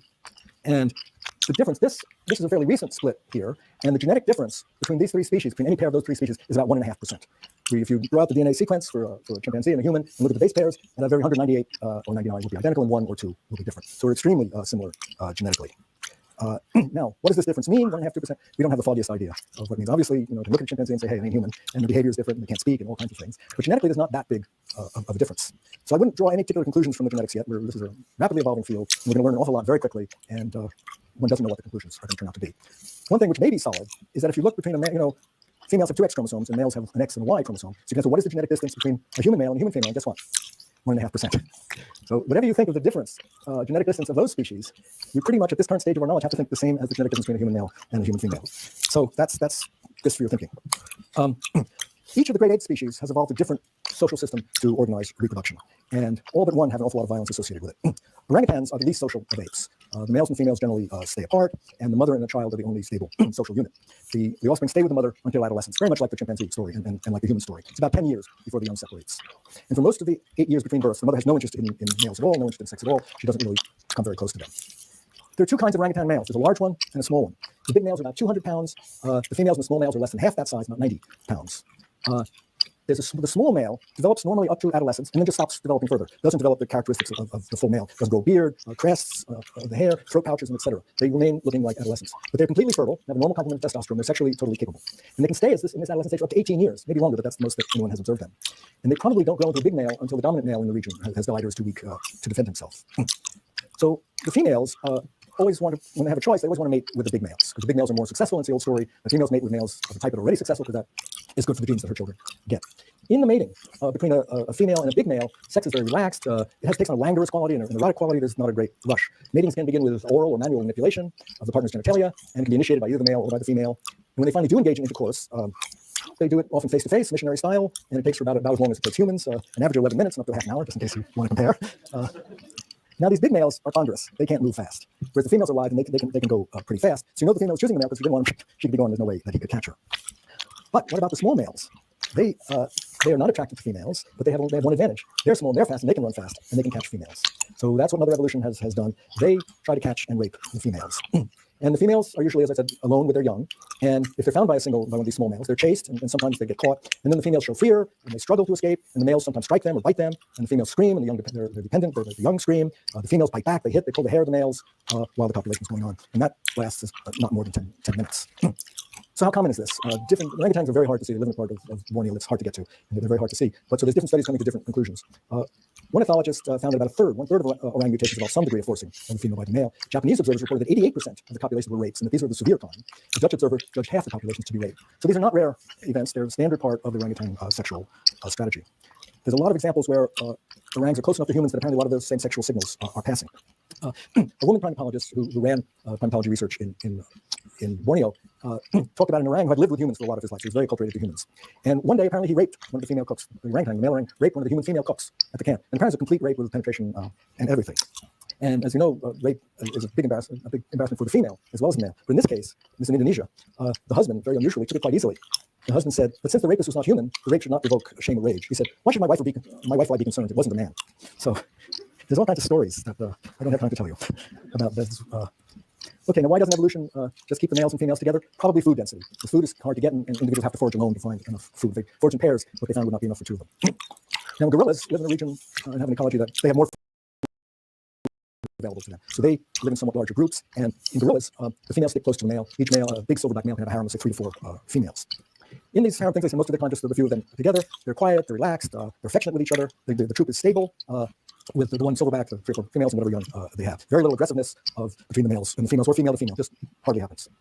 But, as I said before, if one male is controlling 3 to 4 females, that means there's 2 to 3 males that don't have any mates whatsoever. And what is evolution going to do with those bachelor males? Again, it ain't nice. The males, so the gorillas travel through the jungle, resting some, eating some, they eat fruits, they eat roots, they eat shoots. These bachelor males follow the troop on the uphill side and just wait until the silverback is not watching. Then they charge down, they make a fair amount of noise, so often the silverback notices and goes over and beats the hell out of the guy. He retreats again. But every so often he's successful. The male is with another female or off, never very far away, but a little way. He goes down, what does he do? He charges downhill, so he gets up a lot of speed. He charges right at a female with a young. He grabs the young, immediately smashes it on the ground and kills it. Runs away. Doesn't try doing it, just kills the young of the female. Now, what does the female do? The females, these are very smart, they're great apes, they're very smart, they recognize each other as individuals, they have long memories. So you'd expect that this female would remember this male the rest of her life and fear him, hate him, avoid him. In fact, the opposite happens. What happens is the female within a few days, generally leaves the silverback that was supposed to be guarding her and goes with the single male, and they go off and have a consortship. Well, the message that the male is delivering to the female is, look, you put a huge investment into this infant, and now it's wasted. That guy can't protect you. He has too many females, he's too old, he's too big and slow, he can't protect you. You can stay with him, get pregnant again, and I'm going to come down and kill your next baby too. So if you want to reproduce, you come up with me. Of course, none of this is verbal, this is an evolutionary. I hope you understand that, they're not mentating the stuff that I'm saying. And so what you notice is in a few days, this female leaves and goes with the male that has just killed her young and starts reproducing with that one. That may be stable and last a long time, or another male may come by and in a few months separate them. So again, these are not isolated incidents. Diane Fossey had data on about 50 infants. 38% of them died before they were 3, and 37% of those were from infanticide. About 1 infant in 7 dies from infanticide. And each of the female gorillas she studied had at least 1 infant that was killed by infanticide. So in the gorillas, the females are trapped in this vortex of male-initiated violence. At any moment, a male may come crashing through the forest and kill her young. And the best way for her to prevent this is to go off with that male. She needs protection. She lives in a world of baby killers, and she needs protection from them. Chimpanzees, so we're going down the list of species, and we won't get time to finish, but chimpanzees have yet another solution to this primate reproductive problem of very, very scarce eggs. Unlike orangutans and gorillas, the males are not solitary, but related males spend their lifetime together as a community. Chimps live in groups of about 40 individuals, with a dozen or so adult males and a similar number of adult females. As with the orangutans, the chimp females spend most of their time alone with their young, and they're not separated from their young until the young are several years old, really in adolescence. And so first they hold them, they're not physically separated for several years, and then for several years they're not out of sight, and then for several more years they're not out of voice contact. So it's really very, very tight bonding between mother and children. The males defend a rather large territory, numbers of square kilometers, in which they range and in which the females range. And the males spend their time searching for food, patrolling the borders of the territory, and they're often with other males. This patrolling is a bunch of males together, and they go around checking on the females to see which ones have come into estrus, or any have come into estrus. As I mentioned, the females come into estrus only about once every 6 years after their last young was born. They have a 35-day cycle, very similar to humans, and are sexually receptive for about 15 of these days in each of their monthly cycles. Her fertility increases during these 15 days, and she's most fertile the last 2 or 3 days of this receptive period. The females do an interesting thing. Have you ever been to a zoo and looked at chimpanzee females? What do you see? Big red rump. If they're fertile, it looks rather disgusting to humans. And I've been looking for a picture of it. Amazingly, it's such a I cannot find a really good picture of this. But you go to a zoo, it's very, very obvious. They're called anogenital swelling. They advertise their estrus. Oppositely to humans, humans keep their estrus secret. Neither the male nor the female knows whether they're in estrus. Chimpanzees advertise, everybody knows. Now, why do they do that? Well, what happens is when a female comes into estrus, the male's been waiting all year for this. The males congregate together, and what do the males start doing? Competing for the female. They're fighting. The dominant male arrives, and it's clear who's dominant. So the females advertise as a way of inciting male violence, that they want to be able to choose the dominant male, the ones that are in great fighting form. So they say, hey, I'm in estrus. Well, you guys come and fight, and I'm going to sit there and choose the best of you, which in this case means the most violent of you. But unfortunately, in this situation, all these males are not only fighting each other, but they're trying to get at the females. So the females are herded about, they have to run around to escape the clashes with males. They regularly receive quite a lot of wounds. When they're chased, they try to climb up trees to escape this. Sometimes they fall out of trees. They have their young with them, and the young sometimes cling to them. And then if the mothers fall, their kids fall. It's a very, very dangerous, unpleasant time. And the violence is so great that when a male approaches a female, she doesn't know whether he's coming to be, to try to mate with her or to be violent toward her. Because you'll read in the reading how the males have a long history of being violent to the females. It's a way of cowing them so that when they're in this melee, when they're estrus, the male approaches them, they don't resist. If they do try to resist, he does a lot of violence on them. So the male when the male comes and wants to mate with the female, he has to signal to her, don't run away, I'm not going to try to beat you up. And he has, these orangutans, gorilla, chimpanzee with her young. This is this male is inspecting the female that not only is a red rump, but there's odors, chemicals, and he's trying to see what the status of her cycle is.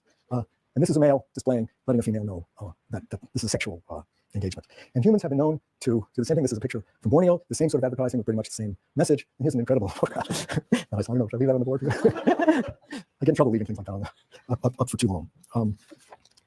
Okay, now, so in this great melee, this great violent melee, there's all the males there trying to get at this female. If a male does, let's say the alpha males are fighting with someone else and the female's alone for a minute, the male, any male that's around, rushes in. But he's not going to have a lot of time before the other males knows what's going on and rush in to separate them because they're all competing to inseminate that egg. So the males have a very short time in which complete copulation. And ejaculation occurs after 15 seconds with only 8.8 pelvic thrusts. I think those are very important numbers you should know. But the females make up in quantity what they don't get in quality. They appear, there's a story behind this, they appear to be quite promiscuous in their sex partners. In the community followed by Jane Goodall, in each estrus cycle, each female had at least one bout of intercourse with every male. So all the males are getting some chance at having intercourse. They average 6 encounters a day. Don't get excited, still only a minute and a half at their rate. And in each monthly sexual cycle, they have about 100 or so bouts of intercourse. So there's a lot of sexuality. Do females have orgasms? Not known. There's debates about it, but not known. All right, I guess our time is running out. We will continue on Thursday, and I'll set up sections in between. And any questions? Okay, I stay after every lecture for as long as necessary. People want to come down and ask questions. Now, how many of you saw the New York Times yesterday morning? What'd you see?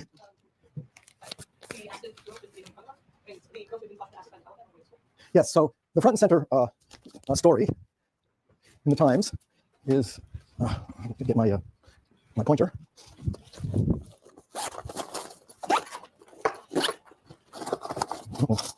Like this. So this is a girl. So in Afghanistan, one of the ways of suppressing women is to keep them from getting any education. And so, but these girls go to school because you'll learn a lot about that in the course of why they want to go to school, why their parents want them to go to school. So they go to school, and 3 guys came up on a motorcycle, a motor scooter, and they just asked the girls, "Are you going to school?" They're walking to school in the morning, and the girls said yes, threw acid in their faces. And this story is about that kind of thing happening right now in Afghanistan. When this happened, everybody was of course very scared, but one set of parents that were quoted here said, "You must go to school even if you're killed." That going to school is more important than their lives in these communities, and you'll understand a lot later why. Okay, now one other notable thing happened. So that's quite amazing. I talked about it on Tuesday, and Wednesday morning up comes the New York Times story. This happens every year. I think there's a spy in the class. So the next thing is the student said, oh, she loved the lecture, but what did she love about it? She loved the dung beetles. And so she sent me her own personal picture of dung beetles here, and she waxed a little bit poetic about them. I have to let you know that dung beetles are among my favorite animals. The best part is watching the males agonize over rolling the ball over the hole, while the female rides relaxed, just planting her eggs inside it. The ultimate feminism, if you ask me. Now, the student wants to remain anonymous so that you all don't think that she's a little kinky, maybe. That's nothing wrong with that. We're very liberal-minded here in this class. Now, how many of you were not here last time? Well, a few of you. So I should give a very short summary of what went on last time. I was describing the basic biology of how the social organization of the species is organized around their sex and reproductive function. And for virtually all species of higher than single-cell organisms, the female puts makes big eggs, a lot of investment. She doesn't make that many eggs. They're rare and expensive. The male sperm is very tiny. You can make a huge amount of them. And so they are plentiful and very cheap. Males then, given the excess of sperm, that males can inseminate many females. The males then must compete for the females. And they have 2 mechanisms, either sperm competition, where the sexual system is polygamous, promiscuous, and many males will mate with the same female, the same female will mate with many males. And then the sperms themselves will compete by a whole variety of mechanisms to see which sperm will fertilize the egg. The other male strategy is to physically fight with other males to gain control of the female, or to compete in some other way, like displaying the peacock with this enormous tail, displaying I've got a more beautiful tail than you do. Or we talk about birds dancing. The males dance for a long time and display their mental ability to dance coordinatedly and their beauty and stamina to the females, and the females choose. The females also have 2 strategies. I mean, obviously, this is a great simplification. The females also have 2 strategies. One is to get resources from the male, as in the dung beetle. The dung balls are full of nitrogen, which is very rare, and so they feed this to the female. The female then can produce more eggs in it, which is evolutionarily very good for both the male and the female. Or the female wants to choose the male with the best genes. And so in some way, the males have to display what are the best genes. And best just means those that are successful reproductively. Sometimes bigger is better, sometimes smaller is better. Sometimes fast is better, sometimes slow is better. Better does not mean anything. And fitness, the word fitness, which you've heard, does not mean anything other than leaves more offspring. It can be any kind of phenotype you can imagine, any kind of body type, any kind of ability, or the opposite. In some ecological situations, being fat is good, and other times being skinny is good. So the females either watch the males display, watch the peacock's tail, or observe the end of fighting between the males. And one male becomes dominant, then the female is happy to copulate with that male. When males fight, the males tend to get large because that helps them in the fight. Evolution makes them larger, and they get larger than the females. And once they're larger than the females, they can start coercing the females. And that's really the origin of the biological origin of a lot of male-female violence. That males can either, to gain access to female, they can either fight with other males, which can be very difficult, and you're liable to get damaged or killed, or just coerce a female who's smaller and less strong. And so you get male coercion of females. And in primates, in primates and the great apes, we are all great apes. In particular, this tendency toward male violence on females is carried to, is most prominent. And the reason is we invest enormously in our young. We spend very long time with the young, taking care of them. And therefore, the females who do most of the investment can't have very many young. They can't have them very rapidly. And in the great apes, aside from humans, which we'll talk about next time as an exception, it takes 5 to 10 years. The females don't have a second, they have a baby, and then they wait 5 to 10 years before having a baby again. So eggs are very difficult to come by. In a group of chimps, maybe 1 egg a year is available for fertilization. And the males compete like crazy by every possible mechanism, including a lot of violence, to get access to that single egg. Okay, so one anecdote about the relationship of sociality and sexuality has to do with orangutans, who are most distantly related of the great apes from us. They're very clever, like all the great apes, and they use all kinds of ways of being attractive to a male and vice versa. And one of the ways they use, like we do, is intellectual brilliance. I think Yale students are evolved especially to use intellectual brilliance to be attracted. My college girlfriend, I fell in love with her because she could do the Latin and I couldn't. I was hopeless. She was just stunned at how well she did it. Anyway, now I've been describing the intimate relationship between sex and violence within the chimpanzee social system. This lecture and forever after, we shift our focus to humans, and we want to ask what's stayed pretty much the same and what has changed. And today I'm going to discuss 2 topics. One, war in humans, which hasn't changed all that much, or you can certainly see a continuity. And then I'm going to talk about fecundity in humans, how many children we bear compared to chimpanzees. And you'll see there's a very big difference there. So the most obvious similarity, the one that gets the public quite excited, is the similarity in, whoops, that was wrong. There we go.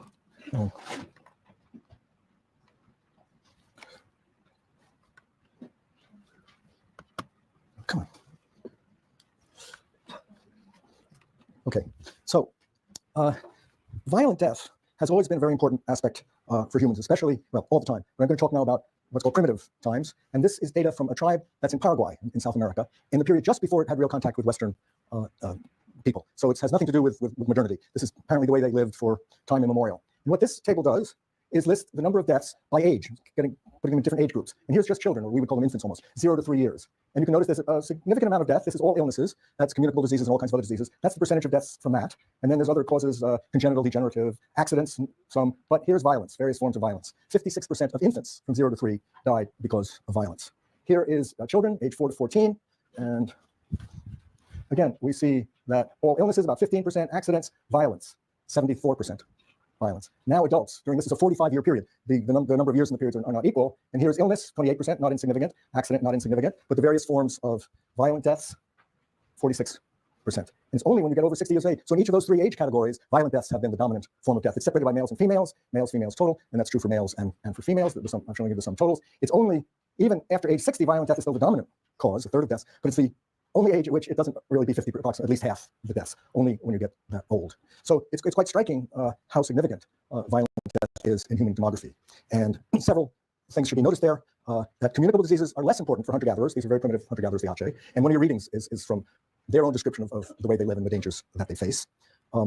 That communicable diseases are less important because the population density is so low. Later we'll see, and so diseases just don't get to pass around. We'll see later that the incidence of disease rises drastically, especially among infants when the population density gets high enough so that people pass around disease is quite common. Another thing you may notice from this, that more individuals die in the first 3 years of infancy, 131 deaths, than in the 45 years of adulthood, 126 deaths. So deaths in infancy are 50 per year, are 15 times as common as deaths in adulthood. And of 383 people who are cataloged here, only 7 people died of old age. All of them had other really identifiable causes. So given this background of the significance of violence, and this includes more than just war, but does not include deaths from animals being eaten by animals, which is considered an accident. So defining war, going back to, as we talked a lot about what you might call chimp war, and now talk about human wars, let's take a definition of war as the intentional killing of members of one group by members of another group. And the killing is done because they are members of a group, not because of any prior or particular conflict between individuals. It's a group thing that determines the two sides that they're going to kill each other. So the human social system in primitive times, and in some politically correct circles, you're not supposed to use the word primitive, but I use it in its original sense of living closer to the way humans did many thousands or millions of years ago. It's an early form of being human. So during that time, we lived in small tribal groups, and they're multi-male groups. Again, we talked about most animals, solitary males, with strong male bonding, competition for status, lots of intergroup conflict, competition for females, and violence against females. Everything that we know says that humans have lived in that, in communities with those characteristics since as far back as we know, and that is the same description you would put on chimpanzees. The archaeological data shows that through early farming times, we lived in these small dispersed settlements, and the average size seemed to be in the same range as current chimpanzees, about 40 individuals. The size of communities range. When you dig up the archaeologists dig up these old settlements, they're that ballpark. The anthropologists studying currently alive people, again, find that the smallest organized group of humans is a politically autonomous group consisting of 20 to 50 individuals with a headman. And they call this, the proper anthropological term is a band. And again, basically the same size as a chimp community. Among chimpanzees, as I've described to you, intergroup violence is a hit-and-run affair. A small group of chimps from one community patrol the boundary. They detect an isolated individual, a very small group, or even better, a single individual in another community, and then they attack. Anthropologists tell us that primitive warfare has exactly the same characteristics. Among current primitive groups, the commonest form of combat is called raids and ambushes, and communities are constantly engaging in these hit-and-run raids on each other, and they spring ambushes to catch lone members of the other group. I lived for a while among headhunters in Borneo. Presumably they weren't headhunters anymore at that time, and it was perfectly acceptable for them to go out and find a child from a neighboring community, same tribe, same everything, but the neighboring community playing by the river, catch him and take off his skull, and they had their attics were decorated with skulls. None of this was big, that whole community fighting that whole community, but little raids, finding individuals, didn't matter, child, adult, nothing mattered like that. So you can draw many similarities between the chimp organization of this lethal raiding and human warfare. And so how does one think about this? Well, there are two possibilities. Either whatever you think of the chimp warfare and the causes of it, you have to think that a lot of that is still causing human warfare, or you can say, as many utopians do, that they're different, that no, human warfare has nothing to do with chimp warfare. One of the ways to prove or disprove that would be to look in history, as far as we can tell, and if it has different causes, what you have to assume is we know for sure that this is what chimps do, and we presume that their ancestors millions of years ago before we split did that, but we don't really know that, but we presume it's true, that chimps did that, and then sometime in human history, we have to find a period where we stopped doing it. And then at a later period, we started doing it again, but now for a totally different set of reasons than for the chimp reasons. So the strategy of trying to figure out this question is then to go back in history and gather the archaeological, anthropological, whatever data we can gather, and try to find out, has there been a period in human history where we were did not have this intercommunal violence? And the people who believe that war has different causes they think agriculture started because land becomes valuable, or private property of some sort. People want to get each other's private property, or governments, modern state governments, or very commonly you'll hear that has something to do with modernity, that civilization has somehow corrupted the pure nature of early humans who were wonderful human beings and didn't go to war. So what was the situation for prehistoric humans? So we go back to the Neanderthals, which are our closest kind of sister subspecies. And these guys, as you know, heavy musculature, robust bones, they were strong, obviously strong characters. But when you study their graveyards, 40% of Neanderthal skeletons have head injuries. And How does one attribute that? Either they were very clumsy and accident prone and always somehow managed to fall on their head. As far as we know, they didn't climb trees very much and hang upside down and fall. Or there was a lot of club wielding and head bashing going on. Homo sapiens, not Neanderthals, the earliest human burials that haven't just decayed away are about 20,000 to 35,000 years ago. And when you dig them up, what do you find? Spear points embedded in the bones, cranial fractures, scalping marks, and so forth. These burial grounds are found wherever archaeologists look. Some of the most prominent ones are Italy, France, Egypt, Czechoslovakia, because that's where archaeologists have had access to dig. At a 13,000-year-old cemetery in Sudan, over 40% of the skeletons had spear or arrow points embedded in them. The wounds, there were children buried there. The wounds found from the children in the cemetery were all execution shots in the head or the neck. They're just bashed to death in the head or the neck. This was not like one burial from one horrific incident. It was still used over several generations. It was a continuing cemetery. And many of the adults show not only the wounds that caused their death, but many prior wounds, bone cracks and skull cracks, that had healed. So you can see both a wound from some prior conflict which had healed and the new wound which caused the death at this moment. And individuals had gotten into a lot of conflict. One skeleton had 20 different wounds. That means bone cracks that you could still see 13,000 years later. And soft tissue injury we just don't have any way of knowing about. When you get to modern times, still prehistoric, meaning before we have any written records, before anything you'd call civilization, things get a little stylized. That clearly culture is advancing. There's a Middle Stone Age cave in Germany, only 5 to 10,000 years old, where there are 2 caches of skulls. Just the skulls are there. They're neatly arranged like eggs in a basket. And they're the disembodied heads of men, women, and children with multiple heads, multiple holes knocked by axes into their skulls. And I didn't show a picture of that, but this is a modern version of this, actually from Thailand. This is the way skulls can get arranged. That picture has a totally different kind of purpose. How many of you remember Iceman, the guy that got unfrozen from the Alps? You're all aware of this. So in 1991, one of the glaciers in the Alps disgorged a Stone Age man who died, I think, 5,300 years ago. And as at least a good number of you know, he had a lot of press and he was called the Iceman. And since it took 5,300 years for him to come down the mountain, he must have died pretty high up in some high point of the pass in the mountain. So it's just assumed that he died, froze to death while trying to cross the Alps, and got encased in the ice, and 5,000 years later came down. So for 10 years, academic opinion said that. And then they finally got around to taking a CAT scan of the body. And guess what they found? A 2-centimeter flint arrowhead had ripped through his scapula and lodged 6 centimeters deep into his shoulder. He'd been shot from behind by an arrow, and he died of internal bleeding. Again, a violent death. You come to even more recent times, Native American settlement, American Indians, from about 1325 AD, so almost 200 years before they're have any contact with Westerners. And this contains the remains of 500 men, women, and children. And this is kind of not a great picture, but again, what you see, that these victims had been scalped, mutilated, and then something a little unique, left exposed for a few months to scavengers before being buried. Again, as a form of punishment, disrespect, or whatever for the victim. You not only slaughter them, mutilate them, maybe mutilate and then slaughter them, and then you leave the scavengers to chew on them, and then finally they get buried. In short, archaeology documents warfare in every well-studied region for the past 10,000 years, which is when we have very good records. Okay, so that's what you can dig up. The other thing is to look at currently primitive human beings and ask how many of them are truly peaceful. And so the anthropologists now take over from the archaeologists. What the anthropologist finds that 90 to 95% of known societies have been involved in war that we can document. Of one sample of 50 societies, 45 engaged in war frequently. 4 did not engage in war because they've recently been driven into isolated refuges by warfare. I don't know if any of you have been to the Indians, Aymara Indians in Lake Titicaca in Peru. It's a big tourist spot. There's an island in the middle of Lake Titicaca, and they're very peaceful people. They live on reeds. They don't have anybody to fight. They were pushed off the mainland by war, and they've just been isolated. So that's one of the groups that said, well, we haven't seen them get into any wars, but they have no possibility of it. And one, which is called peaceful, the Monachi, which live actually in the Sierra Nevada mountains of California, they say, we'll call them peaceful because they only rarely go to war. Another study, 66% of primitive societies went to war every year, 75% at least every 2 years, and up to 90% went to war at least once every 5 years. So the evidence is mounting up that so-called primitive humans are not a terribly peaceful lot. The Dani tribesmen of New Guinea had 7 full battles and 9 raids in one 5.5-month period. Because an anthropologist was sitting there for 5.5 months, and that's the number that he counted. One Yanomamo village, that's in Venezuela, was raided 25 times in 15 months. In the US West, 86% of the Indian tribes went raiding or had to resist raids at least once a year. Now you come to groups that are usually peaceful. So there's a group in Malaysia called the Semai, and they were recruited. So, but during World War II, as you know, the Japanese took Malaysia, and the British incited a sort of a guerrilla movement against the Japanese. So they were retained as scouts by the British to fight. I'm sorry, this was they were scouts to fight the guerrilla and guerrilla insurgency by supposed communists. But eventually, some of the guerrillas killed a few of the Semai, a few of their kinsmen, and then even though they had never been known to be warlike, they became extremely warlike. One Semai veteran recalled, "We killed. The Malays would rob the corpses, but we did not want anything. We thought only of killing. Wow, truly, we were drunk with blood." Sounds like that their culture, like many cultures, had repressed the killing for some instinct or killing propensity for one reason or another. And then when the cultural controls came off, boom, the instinct just roars up, totally full-blown, almost instantaneously. And we've seen that in so many cases. In Yugoslavia recently, where people lived together for a very long time in moderate harmony, all of a sudden, bang, they start killing each other. The Germans before the Depression, 1920s, were among the most civilized people on earth in science and education. Boom, they become savages almost immediately. So I think the indication is there's something inside of us ready to pop out. Culture can repress it, but demagogues know how to stick their finger into populations and pull out that us, them, and vilify the them, bring us right back to chimpanzee days. You all know Yale was a center for study of the Cambodian genocide, where now one group of people, the Cambodians, sort of split into 2, and the slaughter was terrible. How many of you have seen the movie The Killing Fields? How many of you know about the Cambodian genocide? Again, most of you, but not all of you. It's one of the most recent, most horrific kinds of killing.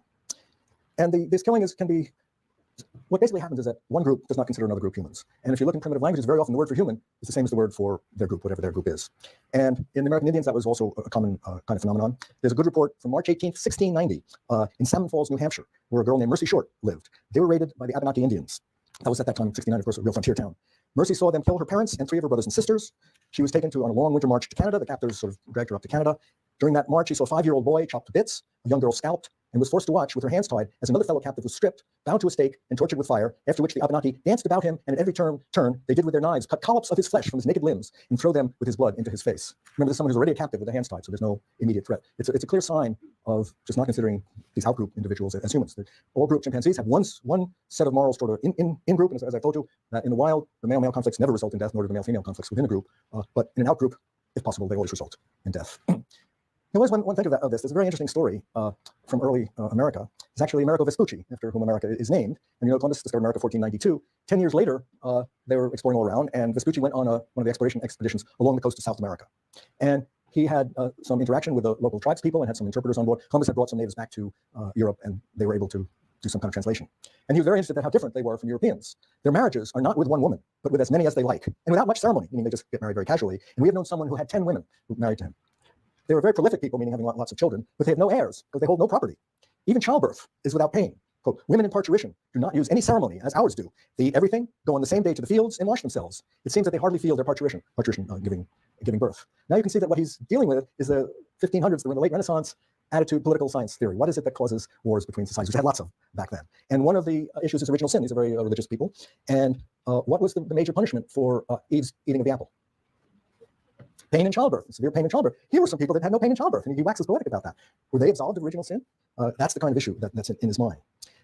He also says they are people who lived many years, and according to their succession, we have known many men who have 4 generations living. So that's about 80 years. What is he referring to here? Again, from the Bible.